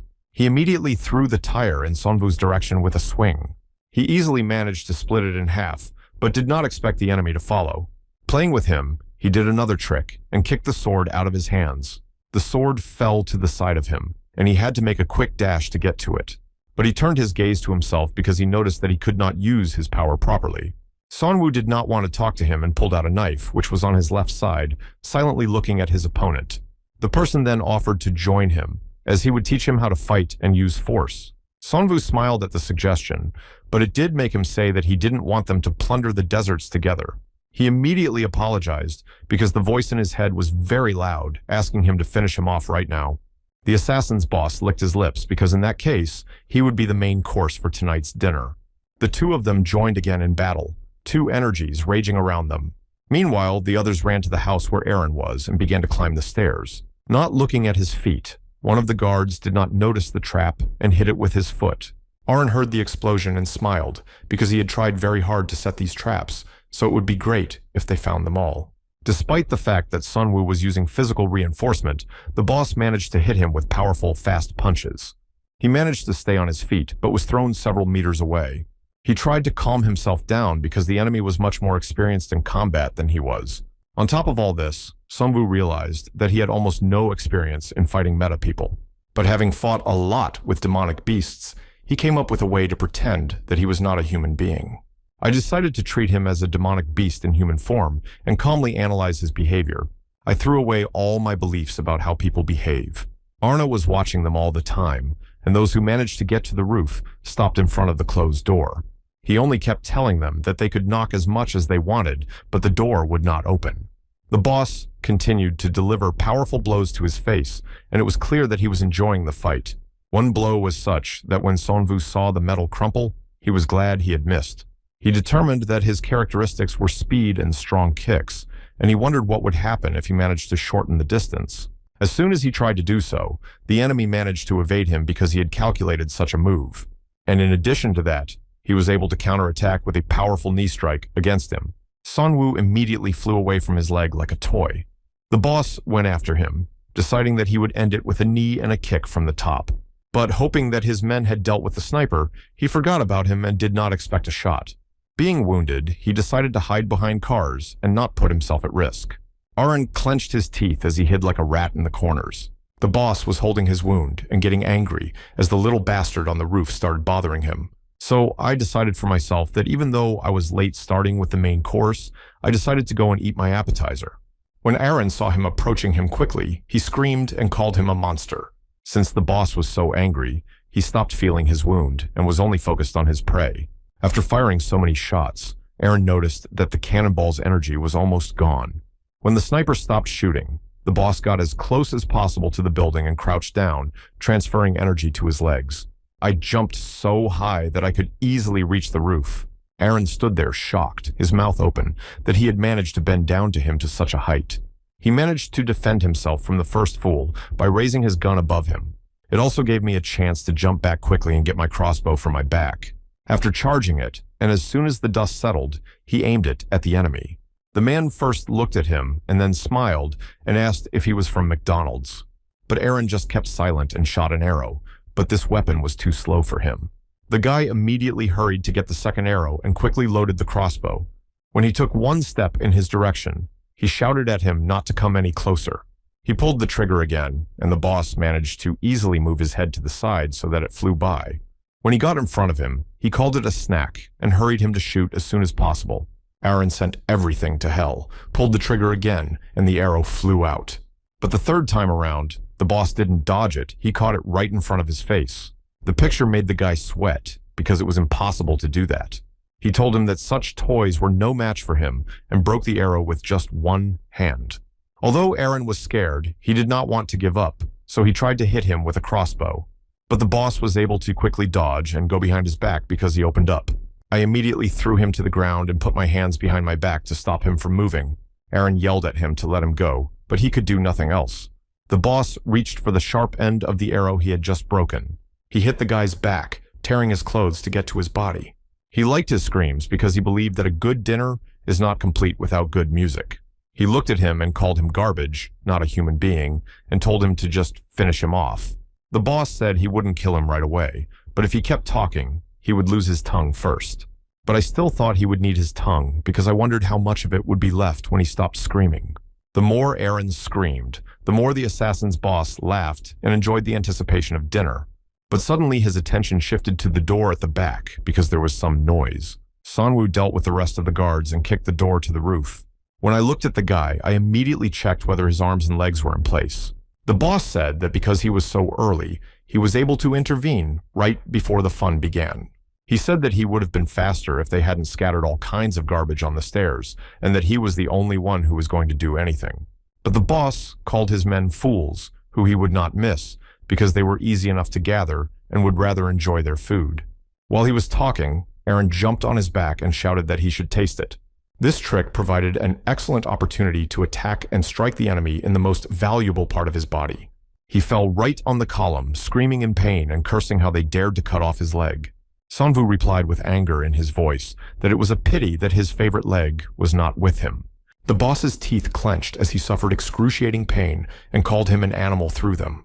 Sanwoo waved his sword at him and told him that he was the only animal among them. In one clear movement, he hit him, and his blood splattered around. Immediately, a voice appeared to praise him and ask him to destroy people's metas and take away their strength. After that, just like in the hospital, he was overcome with pain and energy enveloped his body. Since I lost consciousness, I woke up in the car and asked what happened. Aaron saw that he was awake and said that he had suddenly fainted and scared him very much. Because I could not leave him there alone, I dragged him into the car. Sanwoo noticed that the boy had a lot of energy despite his weak appearance and asked what he was going to do with the car. Aaron took everything they had taken from McDonough and even found precious gasoline here. Sanwoo asked him if he knew how to drive it, and he said that he had driven abandoned cars several times. As the car started, I could hear what kind of music those bastards were listening to. To put it mildly, they were both surprised by what was playing there.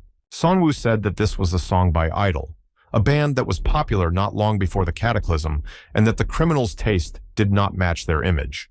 Although we were a little shocked, we could listen to the song and it was time to go. Suddenly, a red flare gun lit up high above the skyscrapers in front of them.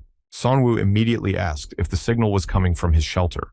Aaron replied that yes, it was an alarm, but its color was alarming inside. A girl immediately ran up to Reina and did her best to inform her about the threat. At first, she thought she had some news about Aaron and Sonva, but it wasn't about them. Suddenly, it is not clear why the demonic beasts began to run as if from an earthquake.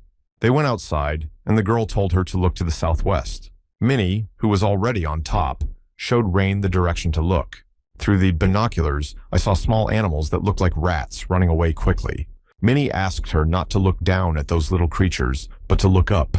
As soon as she picked it up, she saw a monster with wings and a scythe in its hands, hovering in the sky above them. She knew what it was and immediately shook because the monster that had disappeared many years ago had somehow appeared here. His accounting resembled a demon, a creature from nightmares that could destroy an entire country's army with a flick of its wing. An S-rank demonic beast that will never be forgotten by the survivors of the Belkist cataclysm. The monster raised his scythe above him and looked clearly in the direction of the shelter. Then he waved it, and a large blob of dark energy flew in their direction. The house instantly split in half, as if it had been cut with a sharp knife. Manhwa asked us to stop the car for a minute to discuss something. If there is a medium-ranked monster, he can at least help, but the signal is red, which means that a demonic beast above the average rank is approaching. But Aaron explained that it means that a monster of catastrophic proportions is approaching, so you need to run away without looking back. Manhwa immediately shouted that beasts of this rank are creatures that humans cannot handle. Therefore, nothing will change, even if he comes there. They should leave as soon as possible. When the car stopped, because Manhwa got into the driver's seat, they turned their heads to see a bunch of monsters coming at them. They started to hit the car, causing it to roll over. When I hit my head, I lost consciousness. But after a while, I woke up and managed to get out of it. Even at first, he didn't realize how much time had passed, and Aaron wasn't there, so he thought he must have gone there. He put his hands on the car's wheel, activated his power, and began to turn it over. As soon as the car was on the wheels, he mentally asked Aaron not to blame him because in the desert, survival is the highest priority. Even if they survived, everything would be over now if a demonic beast of that rank raised everything to the ground. The further you moved away from that place, the more memories from there came to mind, especially when the children ran to their mothers. These thoughts got on my nerves because they made me doubt the correctness of my actions. Meanwhile, Aaron tried his best to run to the shelter in the hope of saving someone. And when I ran, I saw bodies lying around the room and mothers holding their children in the hope of saving them. But no one survived. While looking at this horror, a piece of the building collapsed behind him. Realizing that someone was on the roof, he ran up there and saw that the head of the shelter was covered in blood. Since she could not speak, she raised her hand to show that there was someone behind him. This was the last thing she did when Aaron leaned over her and saw a large shadow appear. He turned his head, and his eyes were stunned by the horror of what stood before him. A huge monster stood over him and watched his actions. Belkist stooped over them and stared intently into his eyes as if he wanted to see something. Suddenly, a portal opened in the sky, illuminating the dark sky and a strange sound.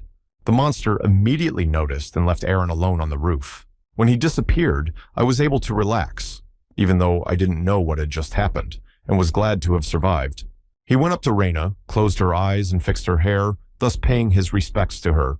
He also apologized to her for not being able to protect them and burst into tears as he fell on her. After saying goodbye to her, I went downstairs to gather supplies and take a good look around. The more I shone, the more I found dead people. No one survived. But there was one more thing that worried me.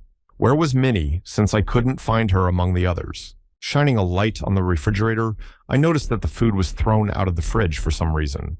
When I ran to it, I prayed only that she would be alive, and I opened it and saw her. She rushed to hug him and cry. Aaron hugged her too and said he was very happy that she had survived. He took her, and they slowly walked to the exit as it began to dawn outside. As soon as he came out, the sun made it impossible to see who it was standing in front of them. Manhwa looked at him and said he was glad he had survived. Aaron was also happy to see him and that he had come for him. Then he immediately asked if there were any other people who had survived the attack, but Aaron lowered his head and said no. If so, he wanted to know what had happened to make only 2 of them survive. And then Aaron said that they saw it, but it passed by after it had studied him. It reminded Manhwa of the time a black mantis had looked at him, but it could have been a coincidence. I asked the guy what he was going to do now and whether he had anywhere to go. In this case, assessing his silence, I asked if he wanted to try himself as a guide. Upon returning to Nod, he is going to gather his team of hunters, so right now he is in the process of recruiting people. Minnie will create various crafts with the help of magical technologies, and he will be a guide, so if you like the idea, you can invite him to Nod. Aaron sniffled because he was not sure if he would be able to take them with him and could not finish because he was crying. Manhwa asked me to stop snotting here because he doesn't like it. On the way, he explained that there are many different groups in Noda, and he belongs to the 17th branch with Kim Busik as its head, though he looked old, but still wow. As we were driving, Minya caught sight of an amazing building and asked us to stop. It was an energy extraction plant that collected carbon emissions from the burning of garbage and processed them into energy. Minnie asked him to speak to her more easily since she is even younger than Aaron. She asked if she could take a closer look, because it was so cool that garbage can be recycled into energy. Sunwoo replied that we could look around, since Area 17 was not far away anyway. They came out and approached a strange sphere with green smoke inside. Minnie put her hands on top of the sphere, and a bright glow appeared around her. Sunwoo was surprised that she could understand the principle of the mechanism in one touch. The skill of magical technology was really impressive. Then he pointed to the field and said that this place was partially rebuilt by Kim Busik, who redesigned the field and made that installation because not everything depended on the battle with the monsters. Since people need to continue living, Aaron suddenly apologized for interrupting his story, because he saw a deer walking in the field, which did not even notice them because of the noise. Putting an arrow in the crossbow, he said that it would be their dinner. The arrow fell before it reached the beast, but it was frightened, looked at them and ran away. Before Aaron could even understand anything, Sunwoo flashed by him, catching up with the deer. He quickly caught up with him, running after him in his footsteps. When he saw him, he overtook him and ducked down in front of him, cutting his throat with a knife. After a while, they waited for Sunwoo to leave the field, and he was not walking alone, but carrying the prey. They were shocked, especially Aaron, who immediately shouted out how he had managed to do it. And if you think about it, he thought he had seen this running before. Sunwoo put his hand on him and said that he knew what he was thinking and asked him not to worry. He will explain everything when he gets a chance, but he asked me to keep this secret between them. Looking at the guy, I realized that he most likely realized that it was the killer's intense running, and it was only when he used this skill that he realized it. He also finally realized what his ability was, namely, to absorb the skills of other people. But to make them his own, he realized that he possessed a truly absurd skill. His attention was diverted by Minnie, who noticed the air stations that were still working. She was surprised because it was the first time she had seen them since she had never left McDonald's before. It was amazing for Sunwoo to see that she absorbed any information like a sponge, and I'm glad that she is alive. She came back with bright eyes and asked if she could meet the person responsible for them. Sunwoo replied that of course. When they arrived, she went to the car and shouted to hurry up. She urgently needed to talk to him. A little over a year later, they reached Zone 17, which was an abandoned stadium. Getting out of the car, Sunwoo said that there was a stadium here before the disaster. Now they had to look at the chairman first. As soon as they entered, Jamie jumped out of her seat in surprise. She had a lot of questions about what happened and who the children were next to him. She immediately called the manager to inform him that Sunwoo had returned with the two children. Giving them tea, I was glad that he was able to return safe and sound, as everyone was shocked after Injin's call. Sunwoo asked if she called when she had already become a citizen in Gwangmuen. Jamie asked me not to remind you because after the leader's death, the manager was in shock, and the hunter Sonhu also ended up badly. And 2 kilometers away from the crime scene, they found the object used to destroy them. However, no fingerprints were found on it, so the perpetrator has not yet been caught. While drinking tea, I thought that I had flown 2 kilometers, then the abilities of the awakened ones were really incredible. But if no fingerprints were found, it means that a person who enjoys great trust got involved. Jamie was angry because if he had left the city long ago when she called, he should have been here by now, and since he was not there, they thought he was dead as well. Sonvu explained that he had to do something on the way, and these children were assigned to that case.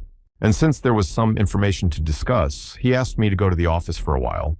She was grinding her teeth because he made a face, as if nothing had happened. Sonwu explained that there was nothing he could do about it, as they had already done everything, and that this discussion was related to his return. Jamie calmed down because if she talks like that, she must have something important to say. Standing by the window, she turned to him and told him to say what he wanted. Sonwu asked if she knew about the shelter in McDonough, and if so, it was now completely destroyed. But she doesn't understand what's so special about it, because it's not a rare occurrence for shelters in the desert to collapse. Asking her to be quiet, he whispered quietly that there was an S-ranked monster, Belkist. The girl's face immediately changed. She opened her mouth. Her eyes became wide, and her skin seemed to turn even more white.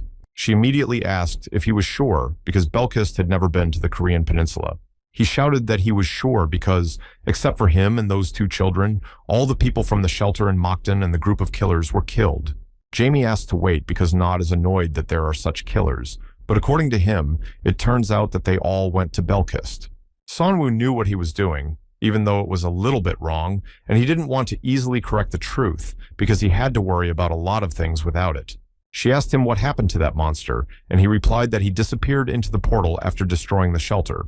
Jamie lowered her head as she felt sorry for the people of McDonough, but on the other hand, it was good that more people didn't die. Sonwoo told her that he had a hypothesis about Belkist's behavioral pattern, and she said that even that was very much appreciated. He continued to say that it looked like the beast was using body temperature to track people. She immediately interrupted him, or was there any evidence to support this theory? Sonwoo said that those children hid in the refrigerator, and that's how they survived. Jamie immediately entered this information into the system as it would be very useful in the future. Sonwoo asked her that it would be very nice if she gave a good price for it. To reassure him, I told him that the price for such information was at least 40 cores. When he heard this, he suggested that instead of the kernels, he would like to receive information that is no less important. He wants to find a lonely, goal-oriented person who can lead a team. She wondered if he would try to find the team that was looking for a guide. But if he wanted to, Nod would have found a team instead, so why would he waste such precious cores? So that she would have fewer questions, he quietly said that he had woken up. Only she and the branch manager knew about it, so she asked them to keep quiet. Jamie asked him what his ability was and his rank, and Sonwoo replied that it was an amplifying ability of about 15th rank. This made her shake, because it meant that he was a middle-class person.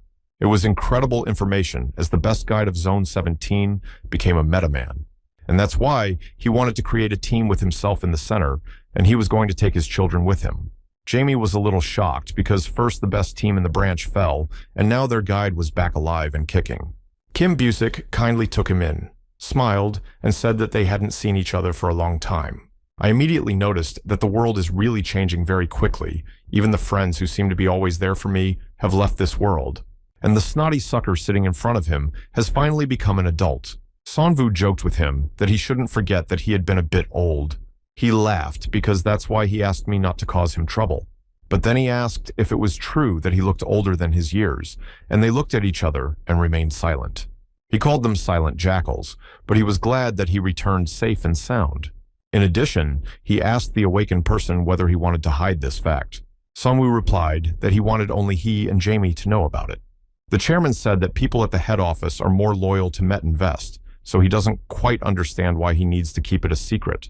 Sonwoo looked at him and answered honestly that since he was his hero, not Nod.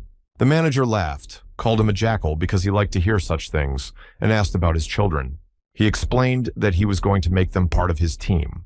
He will teach one of them the skills of a guide and a fighter, as he believes that the boy is very talented, and he will take the second one to his team as a magical technologist. Kim Busick could not even imagine that he would ever find such a person. Thus, he realized that he wanted to take this girl to the team, so that Nod could take her to make artifacts of an attacking type. Sonwoo expected such ingenuity and added that if his team could get a task, he would like a task to kill the assassins. The manager realized that now his subordinate wanted to hunt people and thought that he had been living in this world for too long. Since Sonwoo wanted to get on with his business, he answered with his own words that the world was changing rapidly. And finally, I remembered and asked Jamie if she could gather everyone from Zone 17. She threw up her hands and asked if they were going to take everyone out of the zone, and she heard that they were. A little over a year later, a crowd of people gathered outside the office and took turns approaching Sonwoo. He would take people by the hand, close his eyes, and wait for 30 seconds for something to happen. If nothing happened, he would thank them and call the next person in line. The next man was subjected to the same procedure, and he grabbed the arm of the silently standing man. A woman standing behind them was indignant at what they were doing and why they took everyone away from their work. Calling for the next one, the woman pushed the man in the side and shouted at him to move. I held out my hand to him and grumbled to him to do what he wanted as soon as possible. Sonwoo apologized for distracting her, took her limb, and repeated the procedure. Suddenly, an electric shock went through his and her bodies. She took her hand away and looked at him with a frightened look, asking what he had just done. Standing there, I looked at her in confusion and asked myself if this woman was also a metahuman. Sonwoo apologized to her and asked if she could give him her hand again. Although she was outraged that she felt strange after that time, she reached out to him. Closing her eyes, the voice inside her appeared to destroy her and take away her powers. The woman asked him if he was acting strangely, and it took her breath away. Ignoring her words, I asked if she had any interest in hunting demonic beasts. She didn't understand what he wanted to say, even though he was cute and flirted badly. But Sunwoo tried to ignore her words and thought to himself that he had heard that voice for sure and that he was facing a person with very bad behavior. He sent it and thought that it would be a great opportunity to find a good candidate for the team, but unfortunately, he would have to forget about his partner in this area. Then he loudly told the people that today they could all be free. That red-haired woman asked him to wait because he made these people waste time and didn't even say why. Her behavior was disgusting, and she does not think that she crossed all the boundaries and said that she is now disrespecting a member of the Node with her behavior. Didn't she know that in order to survive in the desert, everyone had to know their place? I thought about it for a while because I didn't know he was connected to the organization. The men who were behind her shouted asking if she was okay. Sunwoo asked who they were, and Jamie said that if he knew Kang Hyung-soo, they were his subordinates. When the woman was surrounded by men, she said that she would like to spend more time with him, but they would not let her. Jamie also added that this red-haired woman was Kang Hyun-soo's wife. Although he was kicked out of Nodu, the manager took them in. The woman asked how the guild would react now, and Sunwoo angrily replied that such support did not give him the right to behave like that. One thug didn't like his words and threatened him with violence. Grabbing them by the collar and pulling them to him, he asked them to repeat what they had just said about their sister. But he was more angry that even this fool and she violated personal boundaries so easily. Suddenly, an arrow flew into the thug's arm and pierced it through. Aaron shouted that he would kill anyone who dared to touch their Sunwoo with a finger. Jamie and Sunwoo looked at them and wondered what they were doing there. The woman shouted at them why they were standing there like idiots, just two snot-nosed kids, so they should let them down as soon as possible. As soon as the two moved in their direction, the next arrow fell in front of them with a kernel on the end. They were afraid of being hit and shouted to get down because it was going to explode. The woman got really angry and called them fools because the arrow was fake.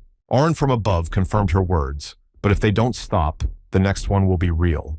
She shouted for them to gather their courage because even with such arrows, they would not dare to blow them up in the exchange center. Seeing that they were not afraid of them, Aaron decided to show them something else and turned to Minya and asked to see it. Minnie got a grenade launcher, and now everyone who was downstairs was no longer having fun. The red-haired one was also afraid and threatened that this was not the end and that she would get even with them. Aaron laughed at her, stuck his tongue out at her, and shouted in her wake that he couldn't wait to see her. They left, even though they were humiliated and could do nothing about the situation, and would rather not get involved with desert fools. Jamie was outraged by her words because she spoke as if she were not a desert dweller. Sunwoo looked at his team and asked if they were still doing well, but the two of them were happy to have left the situation on a high note. Sunwoo grabbed his head because he did not realize that they would cause so many problems and realized that the road ahead was not easy. After everyone left, Jamie told Kim Busick everything and asked him what he thought Sunwoo was looking for. In his opinion, he was looking for useful meta people to join his team. I didn't ask her to do it because I thought it was not enough, and also because I was probably looking for people who were just about to wake up. I have heard several times that meta people can feel each other. Tai generally appreciated that Sunwoo had figured out how to use the ability to identify the right people. Jamie only added that she probably shouldn't have invited Shin Yunhee because of her behavior. In addition to her nasty behavior, she also lives far away from the battles. Kim Busick hastened to explain that no one knows what a person has gone through and that they may never have had a chance to use their talent. Even now, Sunwoo is back as a meta-human, and since I remembered for him, I figured out how to help him grow faster. The next day, Sunwoo took Minnie and Iran out into the desert to train. I asked the girl if she had prepared a flag, but still hoped that they would not have to use it, and that if they did, she would not hesitate.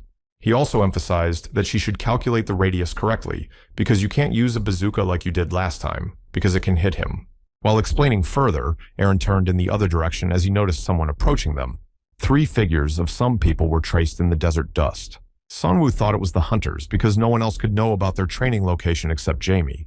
Aaron came back and asked the name of that skinny girl and asked what her last name was. Sunwoo said that it wasn't her. Mina wondered who it was because she knew that he knew all the hunters around. 2 men and a girl emerged from a cloud of sand, one of them smiling, saying that he knew something was wrong. Holding out his hand in front of them, Sunwoo asked them to stop and introduce themselves first. But the man with the tail said that it would be a bit problematic because they were in the middle of a secret mission. I asked him if they were the new team of the 17th Zone. The fact that he knew who they were made him seriously worried. The man also added that he looked like a small, anxious cat. Aaron jumped in front of him to watch his words if he didn't want him to tear out his tongue. When I approached it, I was delighted because I had never seen anything like it before. The arrowheads on his belt are not made of cannonballs. This technology was really impressive and very interesting.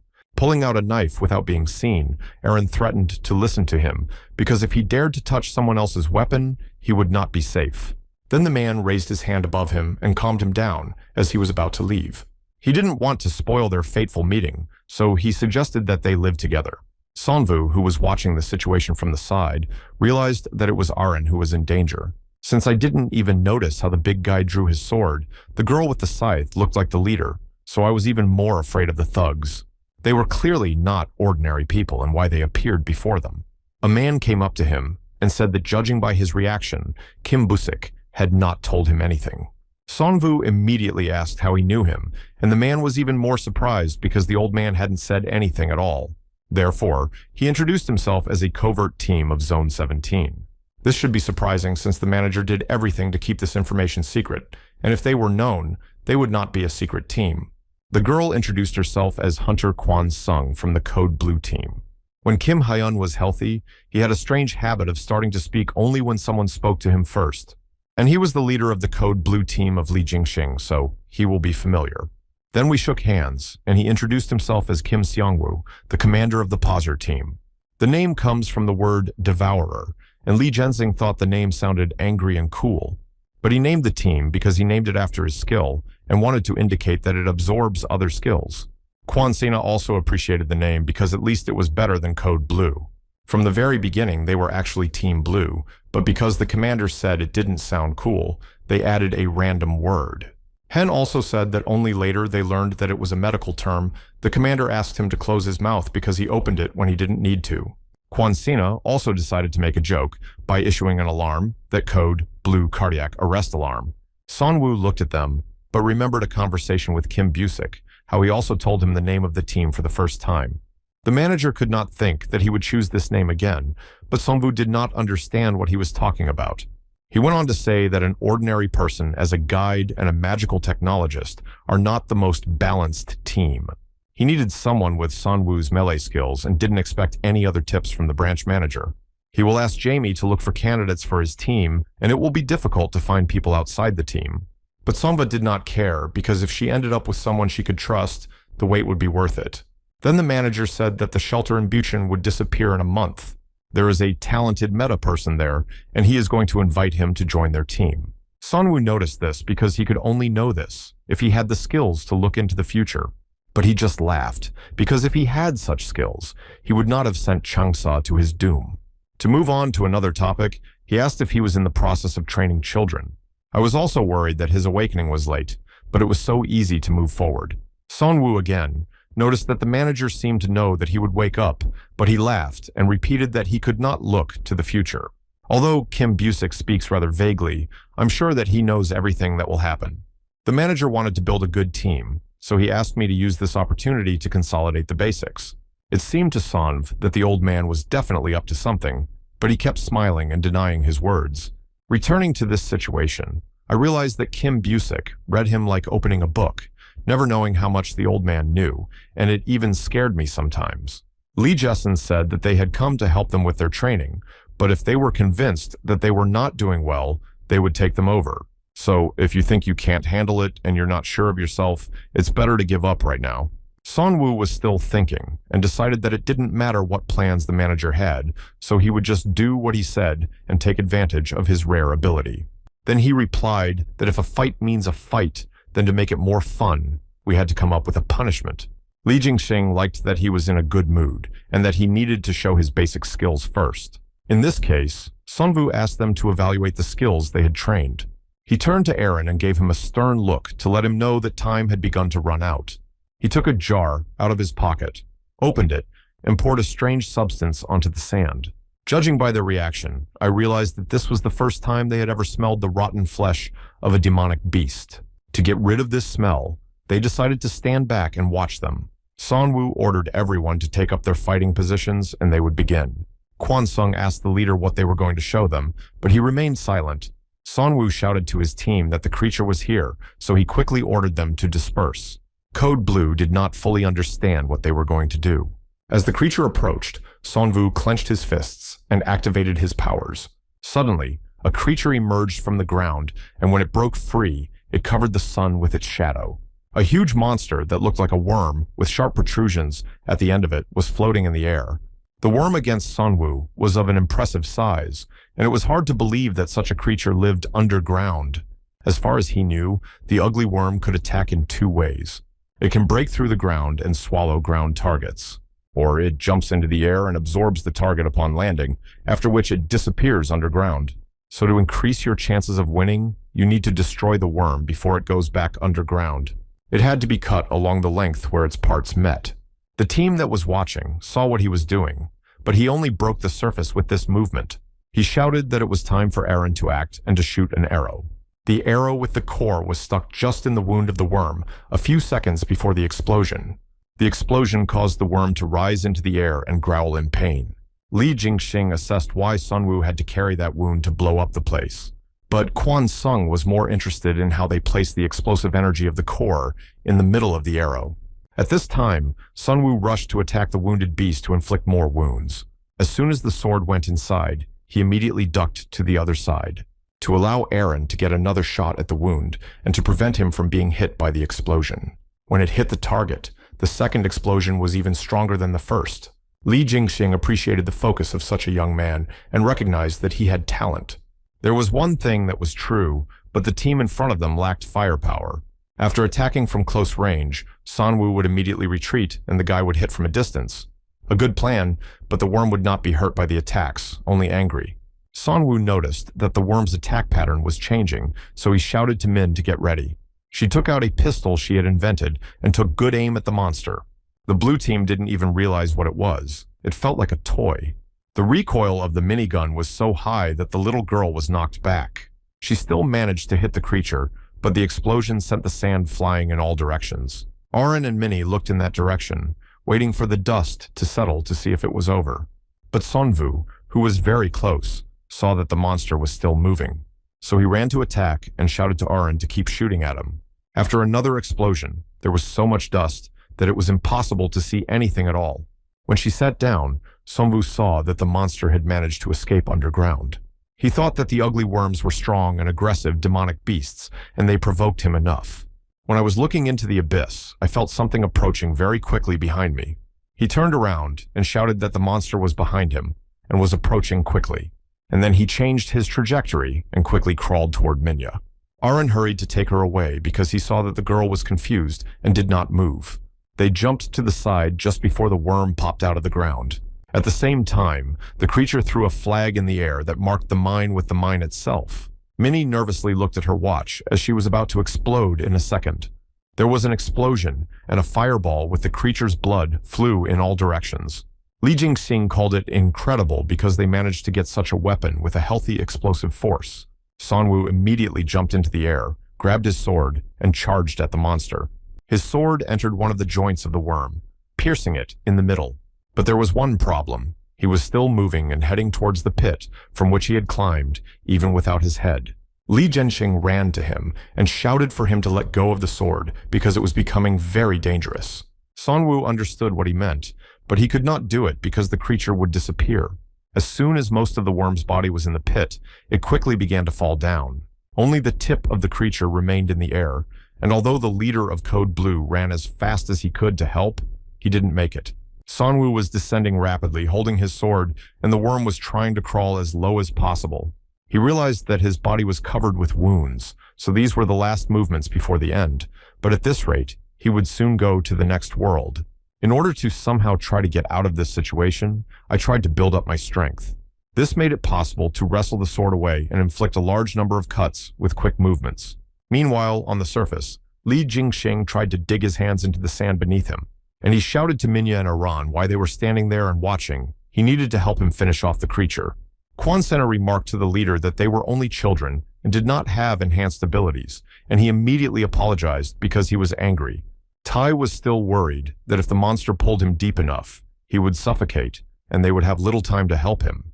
He ordered everyone to dig as deep as they could in the places where the worm moved because the ground was softer there.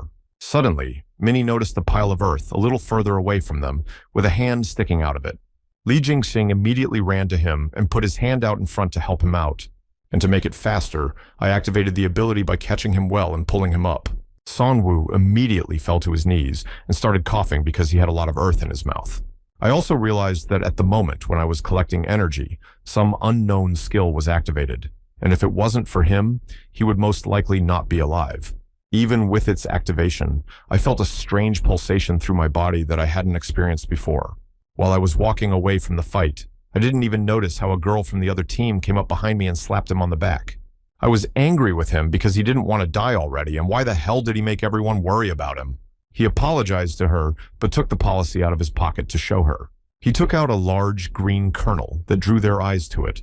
But the leader of Code Blue slapped himself in the face because how could he risk his life for the core of a 13th ranked beast? Arn was outraged because it seems that they are facing a great hunter who has a lot of cores, but they need to restore the supplies they have spent today.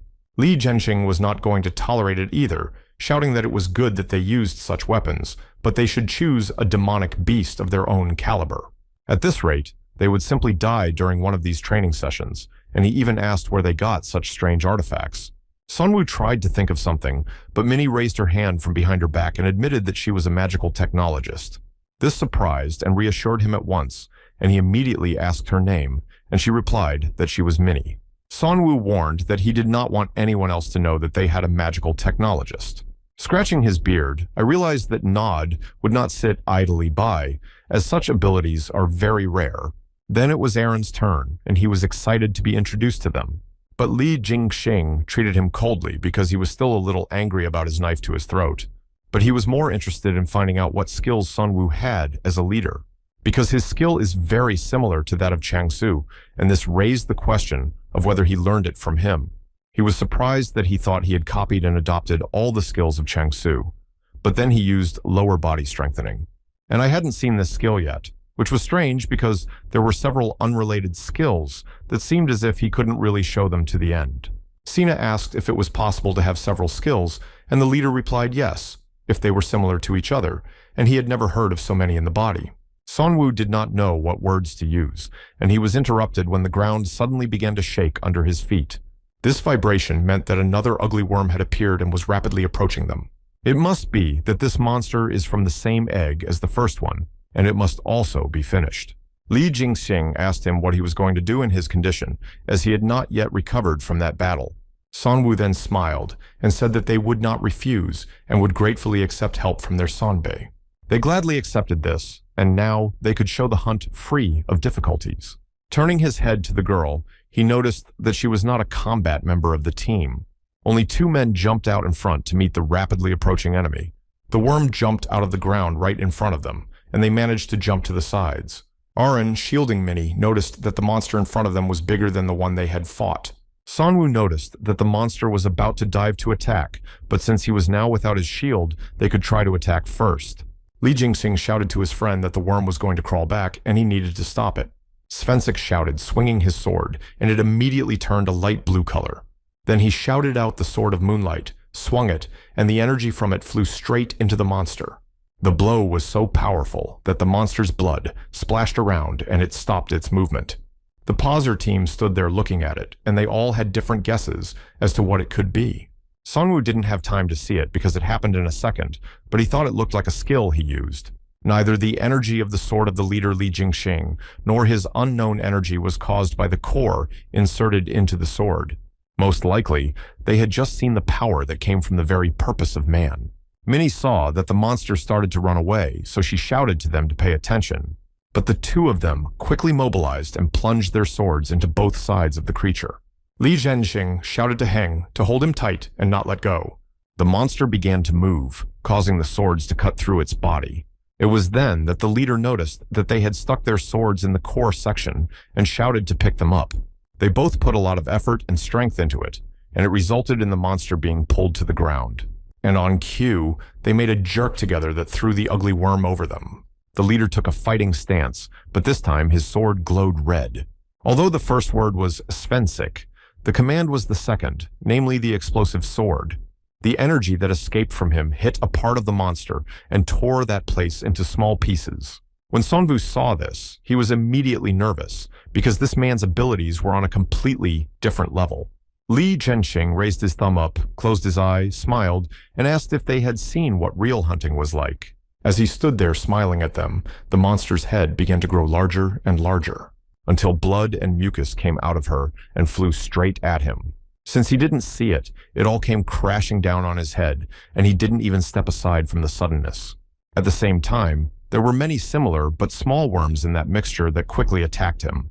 Arin and Sonvu quickly rushed to the rescue because these worm parasites were dangerous due to their numbers.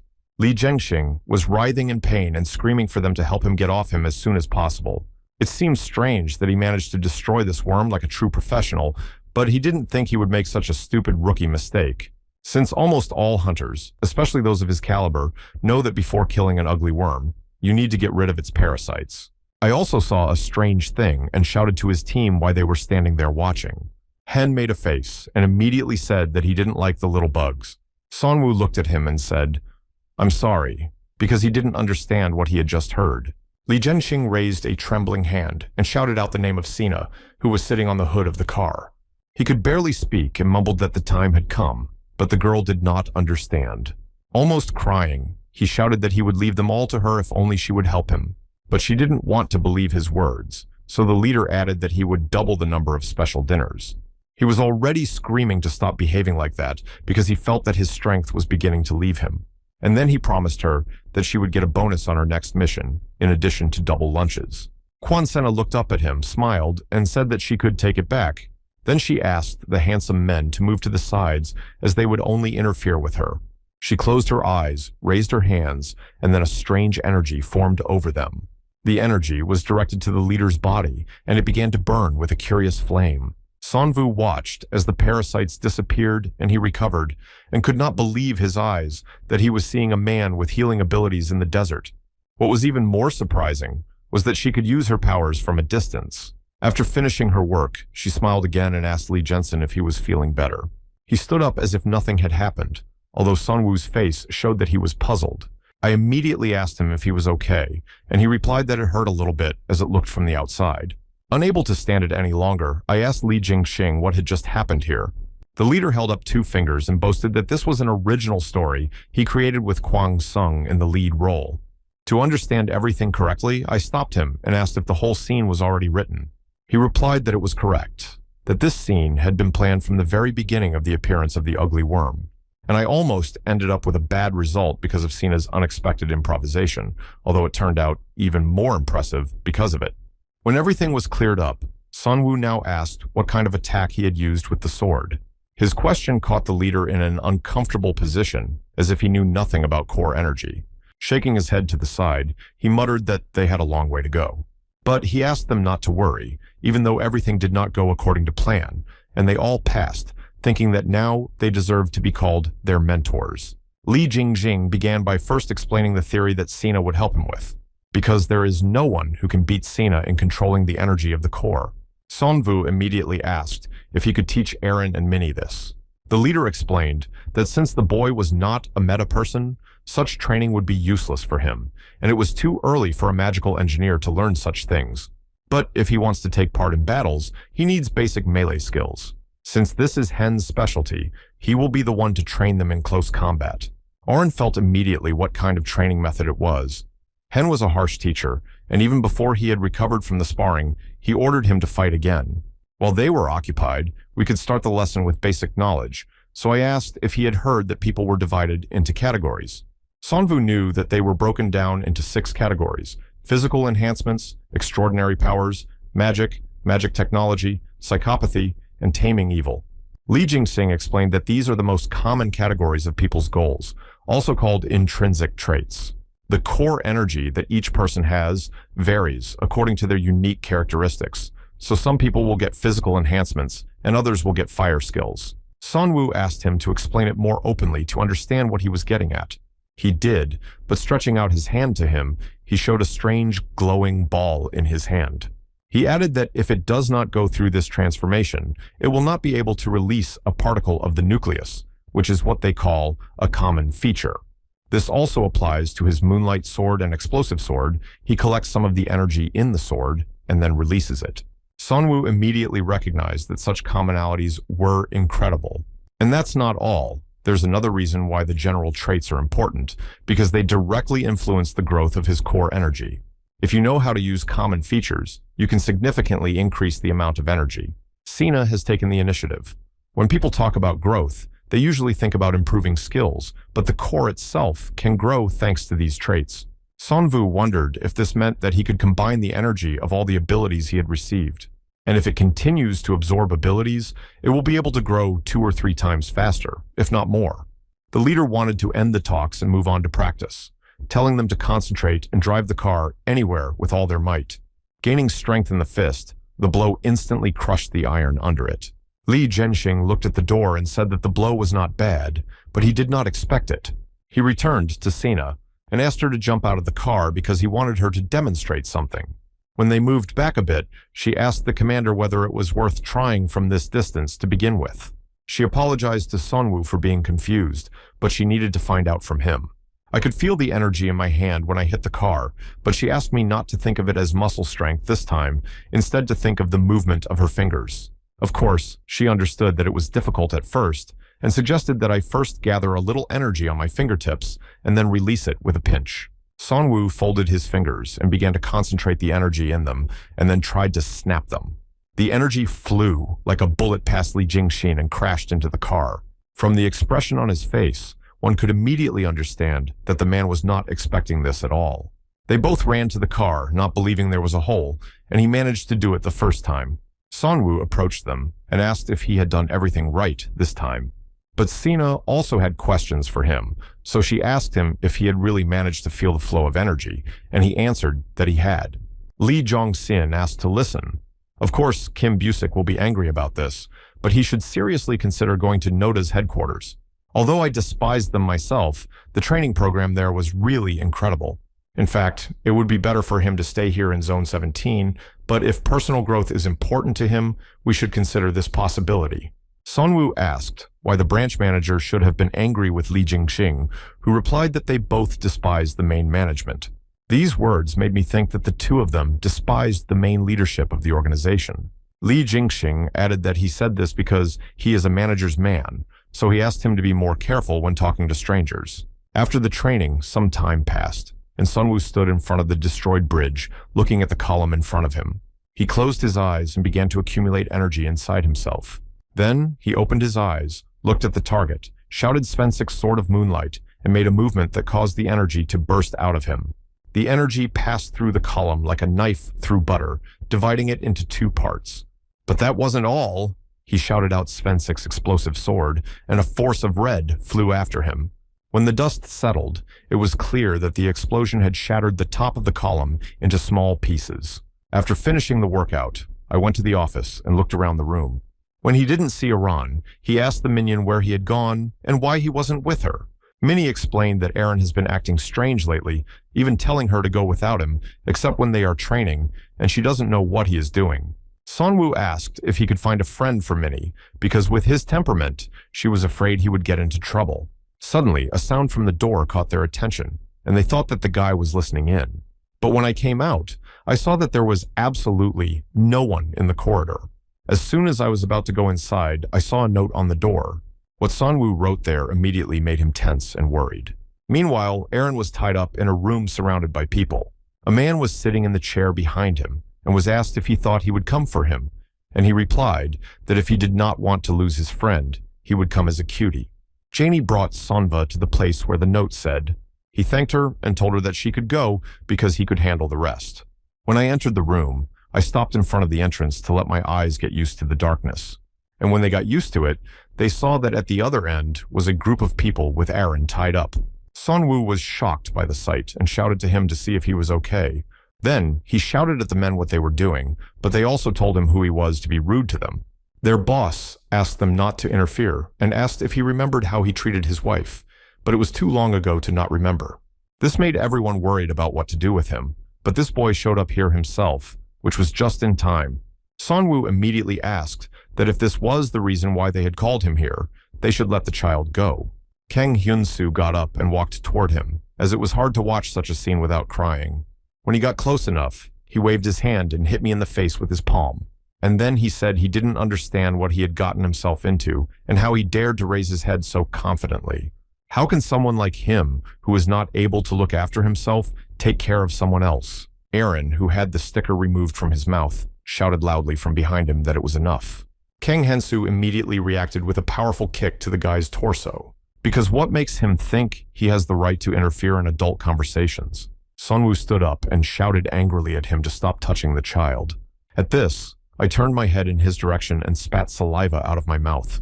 She flew past with her head to the side and landed on the ground. Looking at it, I saw smoke coming out of it as if it were acid or poison. It was not like his ability, so most likely he was hiding such a weapon in his mouth. Suddenly, a voice inside sounded to destroy him and asked why he was hiding his power. He doesn't want to let this garbage get away with such behavior so that no one else will bother him. And when he swung to strike Manhwa, he managed to easily intercept his blow. Of course, Kang Hyun-soo did not immediately understand how such a weakling managed to block the blow. Squeezing his hand harder, he asked him to stop behaving like that and give Aaron back. But he only shouted that he was a guide and wanted to meet the end at his hands, not that he had already forgotten his place because the branch manager was covering up with yoga. Of course, to stop this conversation, Sonwoo squeezed his fingers even harder and made a fist. Kang Hyun-soo closed his mouth as pain began to spread through his arm. At that moment, Sonwoo agreed with his inner goiter voice to make an example of this hunter. But he was immediately knocked down by Aaron, who hit his head on his stomach. He looked at him and told him to come to his senses and not to do it. While they were looking at each other, Kang Hyun-soo took advantage of the situation and ripped out his arm. After that, he was hit in the face with a powerful right fist.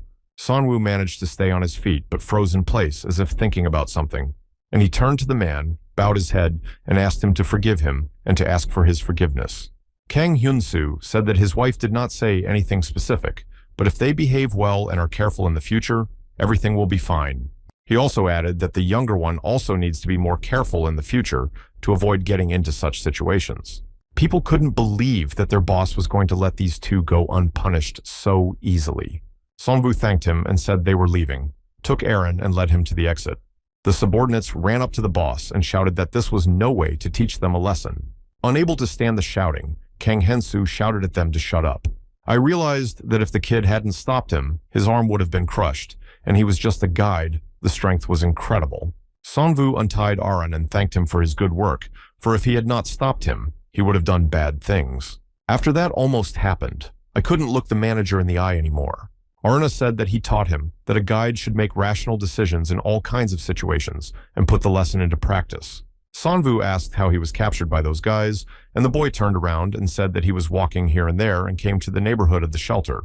According to him, it turned out that he was just walking around collecting information about the surrounding area. Aaron said that it didn't matter what he did because he was the only person in the Poser team, and he had to be useful in order not to get kicked out of the team. Sonwoo asked me not to put my life on the line from now on, but to develop my skills.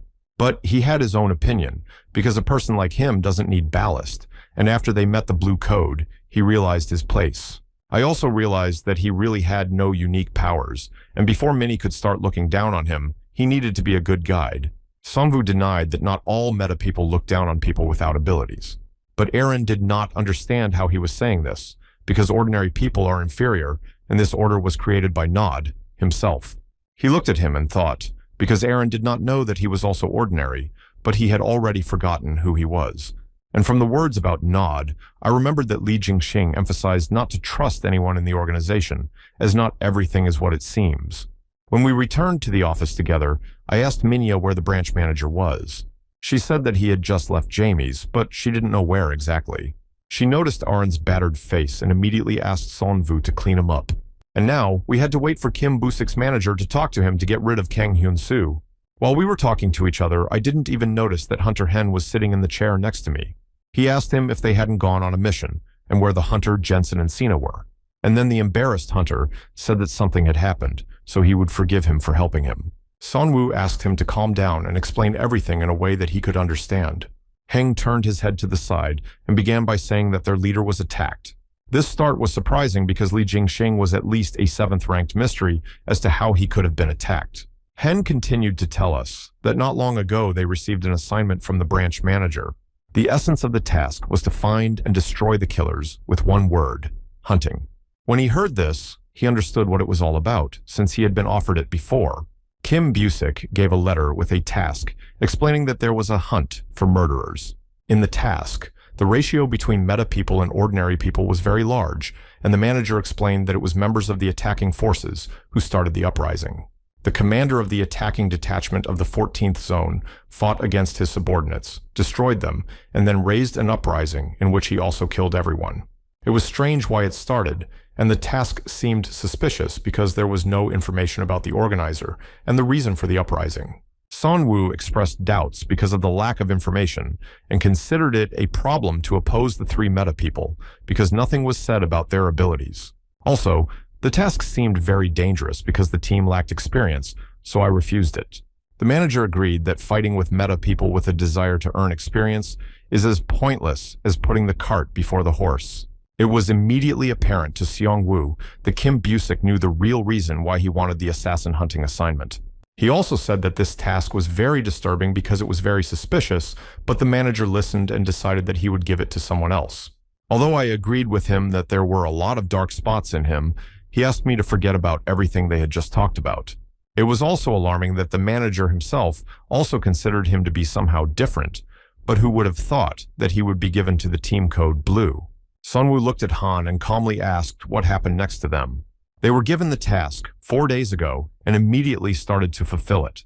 When they got to the designated place, Hen walked in front and the 2 of them in the back. Sina asked the leader that it looked like he knew the commander maiden who was killed.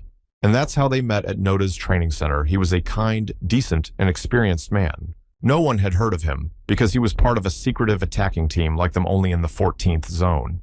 Sina understood that the leader had been thrown out of the training center because of problems, but why, according to him, such a good man also ended up in the desert. But when she looked at Li Jingxin, she realized that he didn't want to talk about it. Then I picked up the task and asked if the description was too short because there was almost no information about the people's goals. He explained that the 14th Zone was behind it.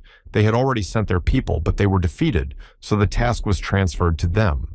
If they also fail, she will have to announce a public investigation and thinks that they will keep their mouths shut about the people's goals to the last. The reason is the same as why Kim Busi keeps their identities secret, because the headquarters will find out that he was assembling an attack squad. Sina became aware of this because the regional authorities were afraid to announce the betrayal. That's right, because Nod forbade organizing a secret military force. Their conversation was interrupted by Hyun gesturing for them to stop. He got down on one knee to examine the ground more closely because he spotted the killer's footprints.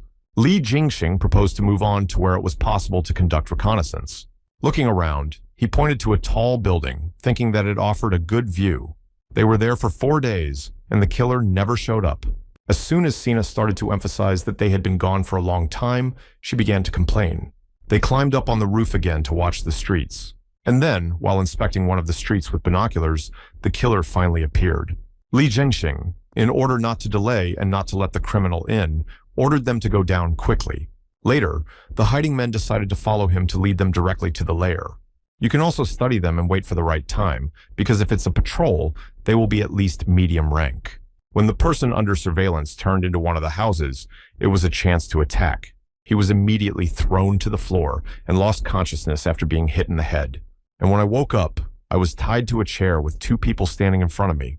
Heng stood behind the wall on guard while the rest of the team interrogated him. Li Zhenxing showed him his little knife, emphasizing that if he suddenly screams or does something, he will use it. The first and quite logical question was where exactly their hiding place was. But the man followed up by asking if they were from the Noda headquarters. Because he was evading the question, it turned out that his lair was here, so the second question would be why he betrayed Maiden. Because the man mentioned this name, he guessed that they were not from the main headquarters, but asked where they were from. Li Jingxing saw no point in hiding, so he said they were from the 17th Zone. The man realized that they had been sent by Kim Busick. Of course, the fact that he knew the name of the branch manager raised suspicions. Then he asked who they were and what they knew because they were asking stupid questions. Slapping himself on the head, Li Jingxing was indignant because he hadn't met such an impudent person who didn't know his place for a long time. Then the man's eyes shone purple, and everything became a blur. Before Li Jingxing could even ask a question, his eyes turned that color. Sina saw that something was wrong, and shaking, the leader asked him in a quiet voice if he was okay. Because of this question, Hen looked like he thought something had happened to them, and I saw that their leader's eyes changed, and he was approaching her, so I shouted to run away.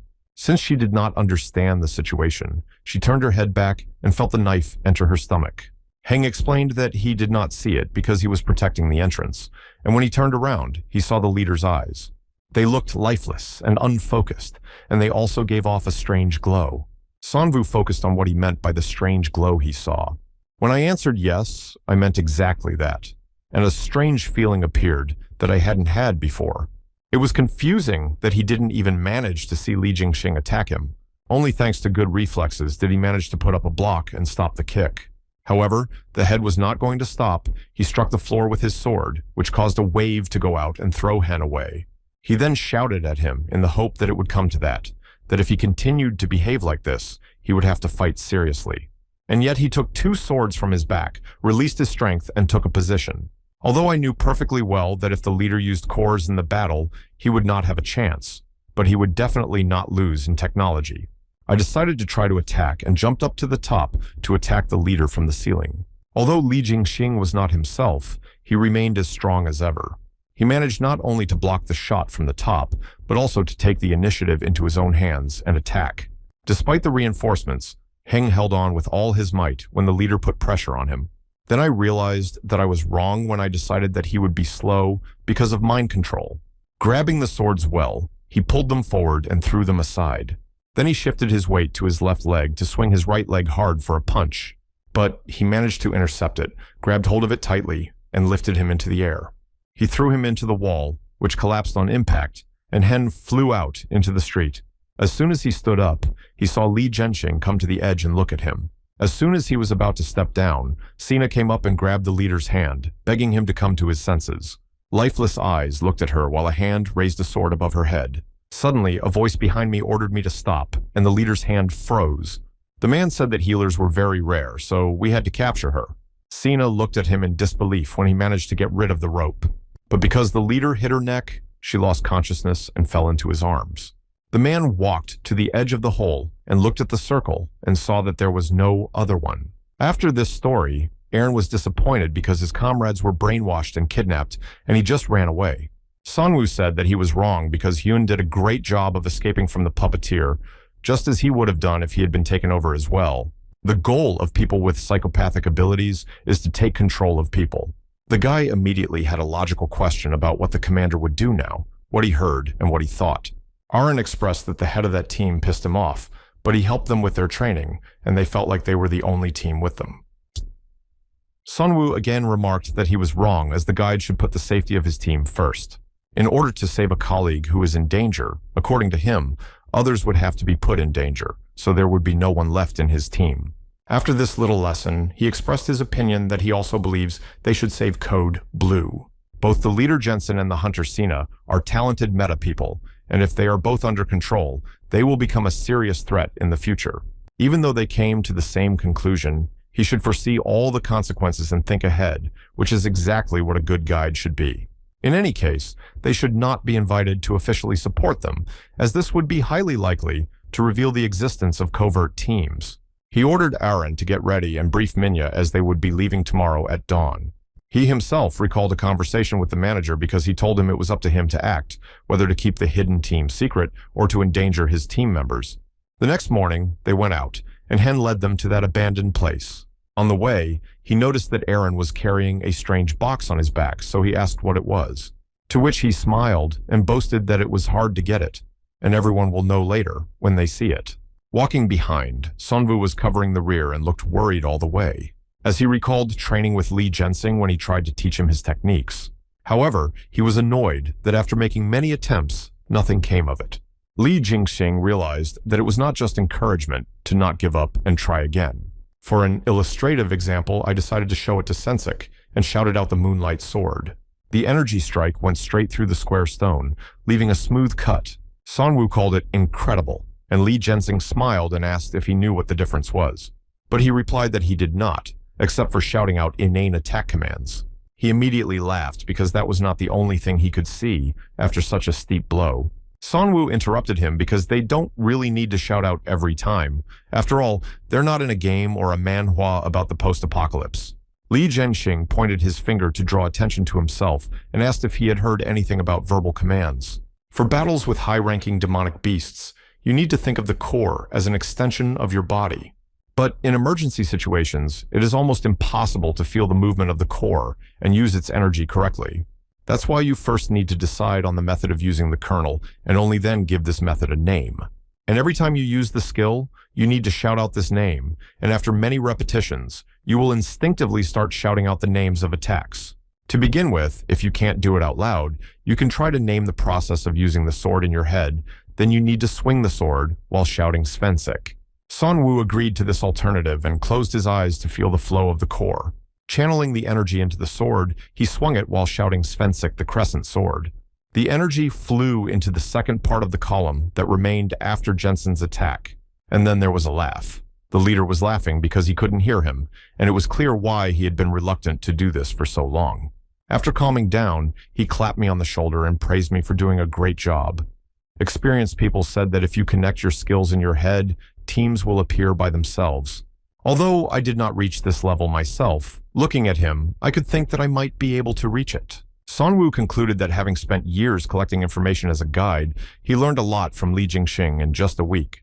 He needed it to continue to develop, but he didn't want to even think that the killers could catch him at that moment, and Hen emphasized that they had come. They immediately went to the place where Heng fought with Li Jensing. Aaron examined the place and concluded that they had left because their hiding place had been found.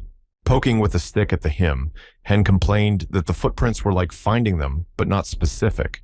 Aaron asked to give him the stick he was holding. When I handed it over, the guy almost went crazy from the foul smell. Then he leaned over to the box and started poking around with that stick. He gave this stick to the strange creature so that the animal could smell it. By the violent reaction, Aaron realized that the creature had heard his target. Sonwoo asked the two of them to move further away from the box.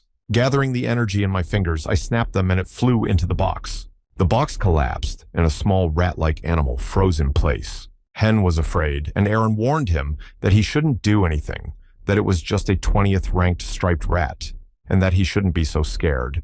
Then Sonwoo interjected, saying that Hunter Hyun would go with him on the trail first, and Aaron and the minis will follow them slowly to avoid danger.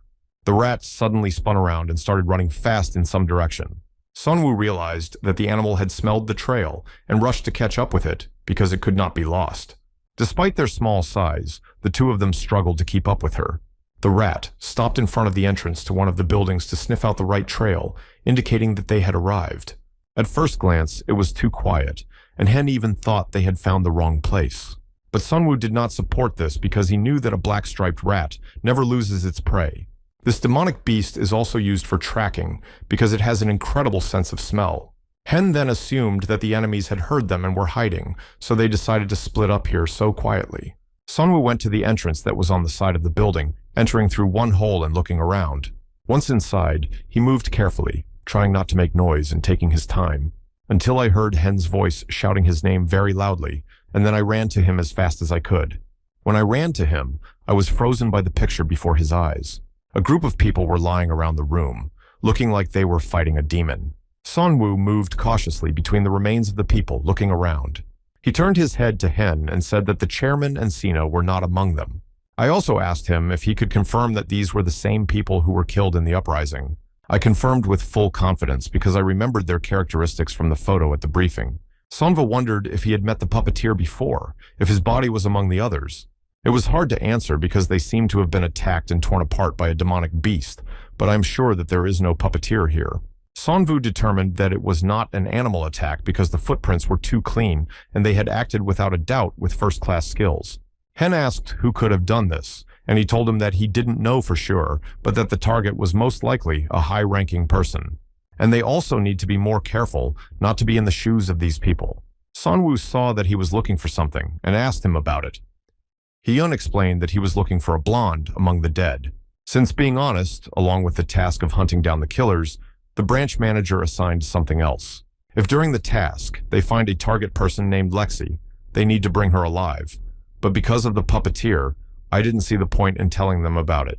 Sanwoo thought that not only are different zones playing a double game with the help of hidden groups, but the manager is also asking to bring in an unknown target. Since they had already finished here, Hen asked what they would do next. Without hesitation, he replied that the puppeteer had fled, deciding that he could not cope with the new pursuers, but since the blood was fresh, he should not have gone far. As soon as Aaron and Minnie arrive, they will immediately check all the suspicious places. They climbed up on the building of one of the houses, with a good view. Minnie noticed the subway, and Hen called it suspicious because if it's deep, it's probably teeming with demonic beasts. Aaron intercepted the thought because no human footprints would be normal, but at the entrance, they saw human footprints, and that was already suspicious. Sanwoo confirmed that it was true. This place where the pursuers would not go is both dangerous and safe despite the chase, the puppeteer thinks well. Hen went behind his back to get the swords because if it was true, he had to check. Aaron stopped him because first he needed to determine how many people were there and who they were, and he needed to be patient despite the dust. From the side, Sanwoo agreed, but added that if they couldn't get in, they needed to lure him out. He turned his head to Minya and told her to get it. The girl was beaming with happiness because she finally had the opportunity to use a grenade launcher. Aaron liked the fact that by firing it, someone is likely to come out when they hear a noise. Minnie emphasized, warning that if she had an ordinary magic projectile in her hands, she would have agreed with him. But the charge she created will react to her signal and break into a large number of magical projectiles that will fly around so they can't hide from the explosion. Putting his hand on Sanwoo's shoulder, he asked her to shoot. The missile immediately flew out of the grenade launcher and headed for the target. After the explosion in the subway, Minnie made a fist and shouted that the explosion was art. Sanwoo looked at her because there was a rather strange expression, thinking even that it might have been her verbal command. Now it was time for him and Hunter Hen to take out their weapons and hurry inside. As they approached the dungeon, they saw a person coming out of it. Covering his eyes with his hands, he shouted what was happening here. Hen was able to see and warn them that it was a puppeteer. The man heard this, although his eyes hurt, and he had to open them to protect himself. Hyun then shouted at Seongwoo not to look him in the eye. When he got close enough, he closed his eyes, swung his sword, and hit the puppeteer in the face. He immediately fell to his knees, blood streaming down his arms, and his voice screaming in pain, shouting what happened to his eyes. Sanwoo, already standing calmly to his side, struck his leg with the sharp end of his sword. He said that he neutralized his mind control abilities and cut the nerves in his leg to prevent him from escaping. He further ordered them to keep a close eye on him in his current state, and that should be enough. But if something starts to go crazy, you need to destroy it immediately. Until it can use its eyes, you need to find the rest. In order not to waste time, they grabbed their weapons and quickly ran to the subway. When we went down a little bit, we suddenly stopped because we noticed something in front of us. A man in a special suit and glasses came out and asked them who they were. I heard another voice behind me, followed by a girl in the same costume. She told her friend that the two had probably come here to save their friends. A third man came up and asked if they had left any traces, and now it became clear where the smoke and dust came from. Hen noticed someone on his shoulder and recognized her as Sen and shouted to her. His scream attracted the attention of the last member of the team, who was also holding a body on her back. I smiled when I saw that they were not murderers, but just kids from the 17th zone. Sanwoo looked at them and did not understand how they knew them or what was going on. Since it was the first time I saw them, I realized that it was too risky to start a fight with them, and I also saw that they had no chance against me. This meant that they had only one way out, and he hid his sword behind his back and apologized for his rudeness because they were on a mission from the 14th zone to catch the killers. And the hunters from the 17th zone are not sure at what level the error occurred, but their conflict arose due to the overlap of tasks. The red-haired woman who threw her body off reminded us that the rule says that one team is sent to one task. Of course, they have been working for a long time and realized that anything could happen. She thought he didn't look like a hunter, which was strange. Sanwoo did not understand whether they were provoking or really did not know, or of course they did not know because they were a secret team. But if they are aware of it, They want them to disclose themselves by telling them that they are not hiding anything from them and asking which zone they belong to. The man with glasses reacted angrily, pointing his fist and shouting that it was none of their business. He was understanding and offered to do so, since their comrade was unconscious, and if they handed her over to them, they would leave peacefully. The girl laughed behind him because he didn't seem to realize what position he was in. Everything was theirs from the beginning. Of course, for Sonvu, this reaction meant that it would not be as easy as he thought. The red-haired woman took the floor, explaining once again that they were taking out the head of the assassins of the task and his companion. These conditions were very bad, but they needed to avoid conflict with them, and the question of what to do was still open. Suddenly, another voice came from the subway telling them to leave his friend and get out of here. Li Zhenxing, barely standing on his feet, leaning on his sword, told them to give Sina to him. The girl warned that everything had already been said and that they were also guilty of sin because they had sided with the murderers, so if they didn't want to get hurt, they shouldn't get involved. As soon as he whispered once again to recognize Sen, she picked up her sword and placed it on his shoulder. Suddenly, because of this, Hen rushed at the health worker, knocking him down. Sonwu gritted his teeth because it was the worst-case scenario. Everything was spoiled for help in the battle over them requested help. Arin and Minya took out their weapons, aimed and fired at the enemies below, but the explosion did not hit them because they managed to stretch out their arms and put the defense in front of them. Sonwu quickly assessed the situation and decided to defeat the man who could only use one arm. When he took one step toward the man, his leg was wrapped in a rope. The red-haired girl channeled her strength into it and threw it against the wall next to her. Smiling at him, she said how he only dared to try to attack. Sonwu broke free and quickly mobilized for a counterattack. Directing the energy into the sword, Svensik shouted out the sword crescent. But the girl quickly saw this and directed the rope toward him and managed to snatch the sword. She was also amused by what he shouted, thinking that this was not the name of his dog. Aaron saw that he was in trouble and shouted that he would help him. He and Minya reloaded their weapons, took aim, and fired at them. However, it was in vain, as they again managed to surround themselves with a barrier, so the explosion missed them. The man began to wonder who they were that used cannonballs like soldiers. While the attack was being held back, she noticed that the guide had disappeared in the dust. Meanwhile, Sunwoo managed to get close to the man with the bandage to try to hit him, but he managed to see the sudden attack and quickly shifted his body weight back to dodge the blow. He shouted that if he really wanted to take her back, he could take her back. The hay flew at him, thus knocking down his attack. The enemy realized that in order to stop him, they needed to push even harder and advance further. It worked as Sonwoo was lying on the floor, and the man's hand was hovering threateningly over him. He said that he had listened to his request and returned the girl, but he saw that she was just ballast. Then I heard the voice of a girl shouting to her commander from above to hide. She loaded the grenade launcher with a special projectile and aimed it at them. And then she shouted that the explosion was art and pulled the trigger on the grenade launcher. Sonwoo managed to activate the defense, and a powerful explosion swept over him. The explosion went off outside, and the recoil threw Minnie backwards, and Aaron immediately ran after her. There was a lot of dust and debris around, but Sonwoo and Sina remained unharmed. The man and the girl were injured, but also managed to survive the explosion. The girl took off her broken glasses, commenting that the attack was dangerous and they almost died.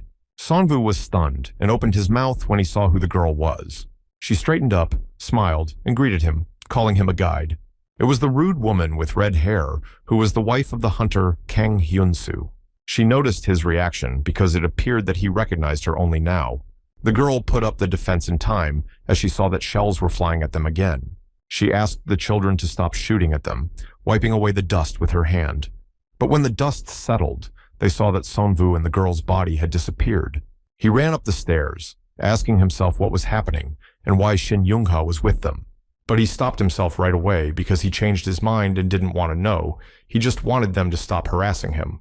As soon as I thought that it was not likely to be difficult to fight with someone when you had to carry someone on your back, he was attacked by a man with a bandage. He swung his leg and kicked him in the stomach, knocking him down. And the blow was so strong that he managed to knock him down the stairs to the bottom. Then the man looked down at the children standing in front of the entrance. The two of them froze because they could see from his abilities that they could not win. Meanwhile, downstairs, Hang continued to battle with his health while the girl dealt with Lee Jensen. Just after the fall, Sonwoo managed to recover, looked up, and saw the leader's sword in front of him. Grabbing hold of it, Svensik stood up and shouted out the sword of the crescent moon. The girl looked at him calmly and asked him how long he would continue. On the side, Shin Young-ha also called for a stop. Her nagging question was whether the experienced guide hadn't already realized what was happening. I urged him to think about his situation and remember what he himself said, that in order to survive in the desert, you need to know what is happening around you. Before he started to fight, she thought he was smarter and wondered why he didn't want to surrender. After listening to her, I looked at her and wondered what she was really doing. Throwing the sword aside, he knelt down and raised his hands in the air, shouting that he was surrendering. Hen saw that he had surrendered, then threw away his weapon and knelt down, saying that he was also surrendering. They were joined by a man with a bandage holding the children on his back, who called it a wise decision. Sanwoo was alerted because he hadn't even noticed that he had been away and had managed to deal with them. Putting them side by side on the wall first, I had one question for him why they attacked them. He replied that they only wanted to take their comrade and, as he said, would have made concessions if they had not attacked the leader Lee. The man looked at me and emphasized that if he saw that I was not strong enough, he should have insisted on singing, because if he wanted to, he would have killed everyone himself. Since he liked his attitude, he introduced himself as an inspection team from NODA's headquarters in South Korea. They were also sent to the 17th zone for inspection. Shin Yunha explained that they were the true representatives of NOD, as he had always said, so it should not be surprising. Newcomers like him didn't even have a chance to meet anyone from the headquarters, and he added that he was the leader of the Ghosts team, Maeda Toshiro. Shin Yunha introduced herself once again, and then revealed that the guy was Jack Jr. and the girl was Lee Seonghwa. After listening to Sonhwa, he concluded that they were all spies. And it was true. She explained that their task was to study NODA's departments. They were hiding an identity to investigate the 14th and 17th zones. In violation of NODA's rules, each department must register and report information about its target people. Sonvu thought that was why his gut reacted the way it did when he took her hand. All zones are controlled by NOD, and he is seriously mistaken if he thinks that a simple branch can escape the gaze of the headquarters. The commander ordered her to put them to sleep until the headquarters decided to put them to sleep. Sonvu yelled at her to stop, asking her to let the children go at least, but she apologized because it was problematic.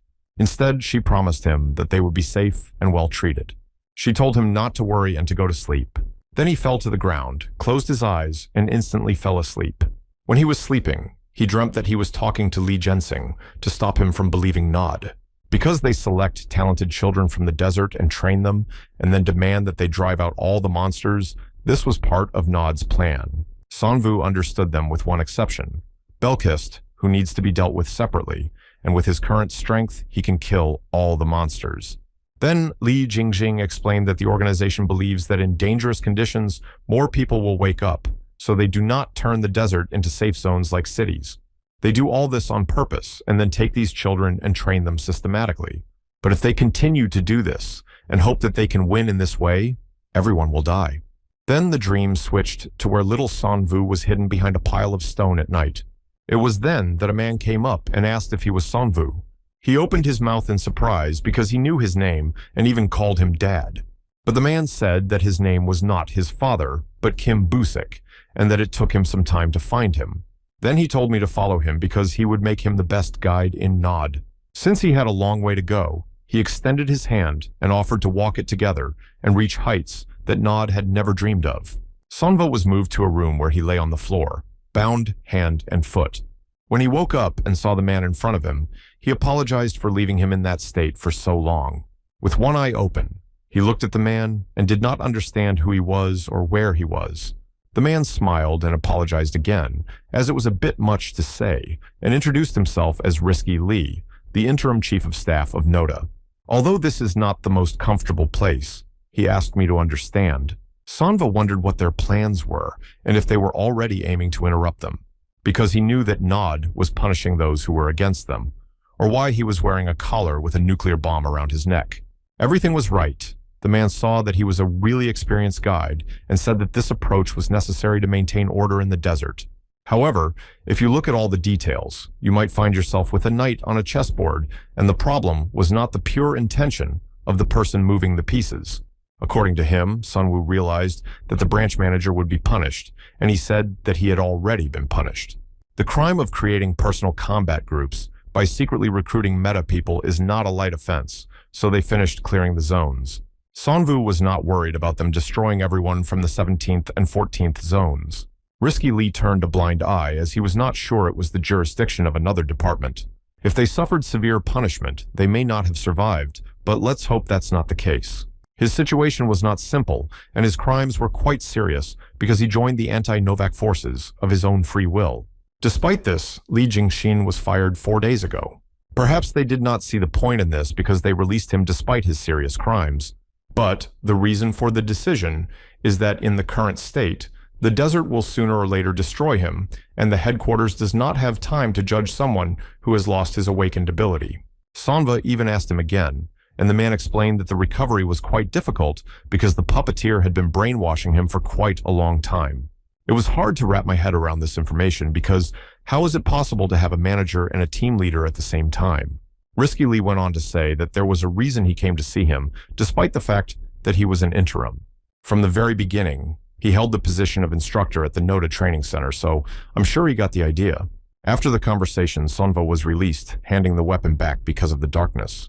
When he went outside, the sun blinded his eyes. But he came too quickly because he heard someone shouting to him and saw Aaron running to meet him. He hugged me and looked at me as if he thought something bad had happened to him. The leader of the primer team looked down at them and asked if they would go back. He was told that they could do nothing if they chose to stay in the desert, and the commander wondered if they were preparing something against them. Risky Lee answered this by asking whether a low-ranking person would be able to avoid his gaze and think of something. As they walked away, Aaron asked what happened to Minya and Sina, and if he had heard from them at all. Sonwoo said that the hunter Sina received treatment from Noda, and Minnie decided to stay with her for the time being. Looking at the two of them, I could see something in their behavior. Aaron did not receive an invitation from Instructor Lee, most likely, because he does not have the ability. If that is the case, he will have to lie. He stopped and told them that they would have to split up here, but neither of them understood why. The reason was that he wanted him and Hunter Han to do something, namely, find someone. Sonwoo walked all day until he arrived at the stadium where Zone 17 was located. When I entered the office, I saw that the furniture was scattered and everything was covered in blood. He was angry because he had come prepared, but it was too late. Then he ran to the manager's office, hoping that he was left alive. When I went inside, I was quite shocked by what I saw. The manager was lying on the couch, covered with a blanket, with bloodstains on his side and a bowl of red water, and Jamie standing next to him. I immediately went to my room and ran to the manager to ask him everything. But he barely opened his eyes and looked at him and said that he had already returned. Sonwoo apologized for leaving without saying a word to him. But Kim Busick reassured him that he was the one who had to apologize, but he couldn't even shake hands. When I lifted the blanket to see what the cause was, I could not believe my eyes.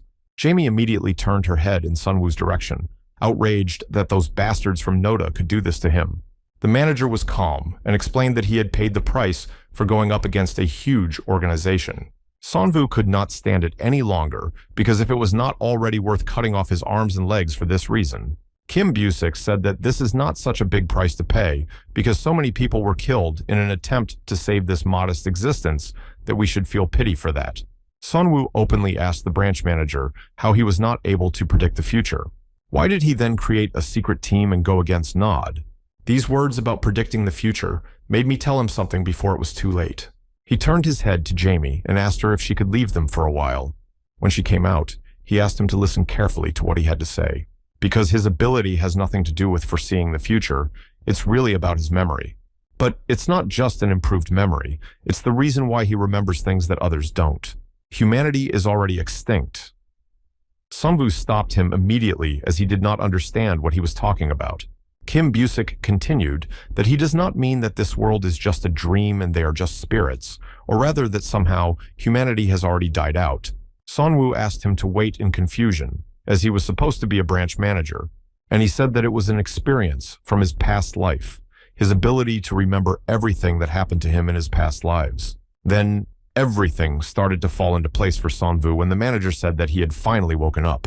And the fact that I already knew the person I offered to join the team for one talented goal, even when I asked him directly about his ability to predict the future. Now, at last, all the logic has come together, and everything has become clear. The manager agreed that the predictions were true because he had already been through this, especially the arrival of monsters and their location, which did not change. However, this time he recognized that these events were completely different. The more changes in the present, the more the future changes, and at some point, this life will be completely different. I immediately remembered the words that if I had foresight, I would not have let Chang's die. It turned out that the manager had exactly this in mind for the changes. He explained that he became a manager and took him to his place, although he was supposed to stay in the administrative center of Gwangmuin, which could be the reason for his later awakening. Sunwoo was outraged that the future might have changed, but he had to understand that uniting people's goals to form combat groups would be considered a betrayal. Kim Busik knew he was responsible for this, but he couldn't help but rebel because he had to prove it was wrong. He emphasized that I should listen carefully now because he will tell me what happened before he died last time. He understood little about past lives and regression, but rose to high positions because of his ability. Despite being busy, he lived a good life and did not even think about the desert, because I wanted to believe that life in the city would be the same as before the cataclysm. But according to my memories, the events would take place in 5 years, namely, the beginning of the destruction of humanity. Belkist Malbas Saleos, 3 rarely seen creatures, appeared at the same time and set their sights on this world. Nod could not stop them because of his greed and inaction. They were supposed to deal with the demonic beasts one by one at the moment of their appearance, but Nod perceived them as earthquakes and ignored their appearance. Drawn into a power struggle and blinded by their attempts to protect the targeted people, they brought disaster upon themselves. He died then, but was immediately reborn and began his journey from the beginning, along with memories of the events in Gwangmuin and the names of active hunters. He doesn't know whether it was because of a desire to become a hero or a greedy desire to survive, but he was determined to stop the disaster. However, he could no longer trust Nod because they were absorbed in arguments until the disaster, which is why he teamed up with Beatrice. Even when she was little, he was able to get to her and ask if she could help him. Despite her youth, she was intelligent, and so they formed an alliance against Nodu, thus creating the 14th and 17th zones. The main goal of this plan was to prioritize the collection of the 9 keys before Nodi did. The 9 keys is a team capable of defeating the demonic beasts with names. They were exceptional meta people whom he had seen in battle living a past life. Therefore, I planned to share the information with the keys and tell them about the location of those demonic beasts, so they would have plenty of time to defeat them. After harvesting, they would help the keys grow, with the original plan being to start the hunt 3 years later. But the problem was Noda. They didn't think twice, and a branch manager unrelated to them caught them organizing a hidden team. As a result, Nod increased surveillance, and they were caught.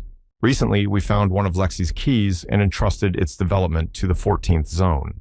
But there was a spy in the middle of the secret team, the so-called puppeteer. A man wanting to get Lexi. He manipulated the meta people, destroyed the commander of the strike team, and took the meta people with him. In this regard, Nod learned about Lexi and the existence of hidden commands. Sunwoo recalled that test, blaming himself for his stupidity. The manager said that everything that happened next was up to him. Whatever his path, he had to remember one thing. He would only have hope of winning if he reduced the number of monsters before the final battle. Sunwoo didn't understand one thing, so he asked the manager why it was him. And the manager said it was because he had an absorptive capacity with unlimited potential. His hands are shaking, and he's not counting on chance to get this far. At the word accident, the manager laughed and continued to explain that the final battle in the past life harms demonic beasts of rank S the most. But he was the one who defeated these creatures, possessing incredible strength. For he was the heart of the 9 keys, and I was wandering in the desert looking for him. A fragment of the memory of the first time they met popped up in Sunwoo's mind, just as he had dreamed recently. After listening to him to the end, I decided that if he puts all his hopes in it, he will accept it. But what exactly should be done? Kim Busik said that when their journey was about to come to an end, he was going to give him an ability that would unleash the full potential of his absorptive power. Sunwoo was immediately interested in what this ability was, but the manager asked him to get the box from under the table. He walked over to the desk, took out a box from under the table, and lifted the lid. The manager's knife was in it, so he asked if it was some kind of a joke. Laughing, he replied that he did not remember that he had just made a joke. He needed to absorb the ability about his past life is the best way they will win the last battle. The keys he found were Beatrice Saint Alexi and Gewul, who was in an orphanage in Puchon. In total, he has 5 keys and needs to find the rest. As soon as the manager said to finish him off to get stronger, the voice in my head screamed to take away the power. Sunwoo clutched his head and asked me to stop. Now was not the time to talk to him. Then he asked the manager that if he didn't want to, he could try again with the help of the ability. But exhausted, Kim Busik asked in response if he wanted to go through this again, so he asked for mercy. Since he wanted to avoid the time loop, Sunwoo exposed the knife with trembling hands.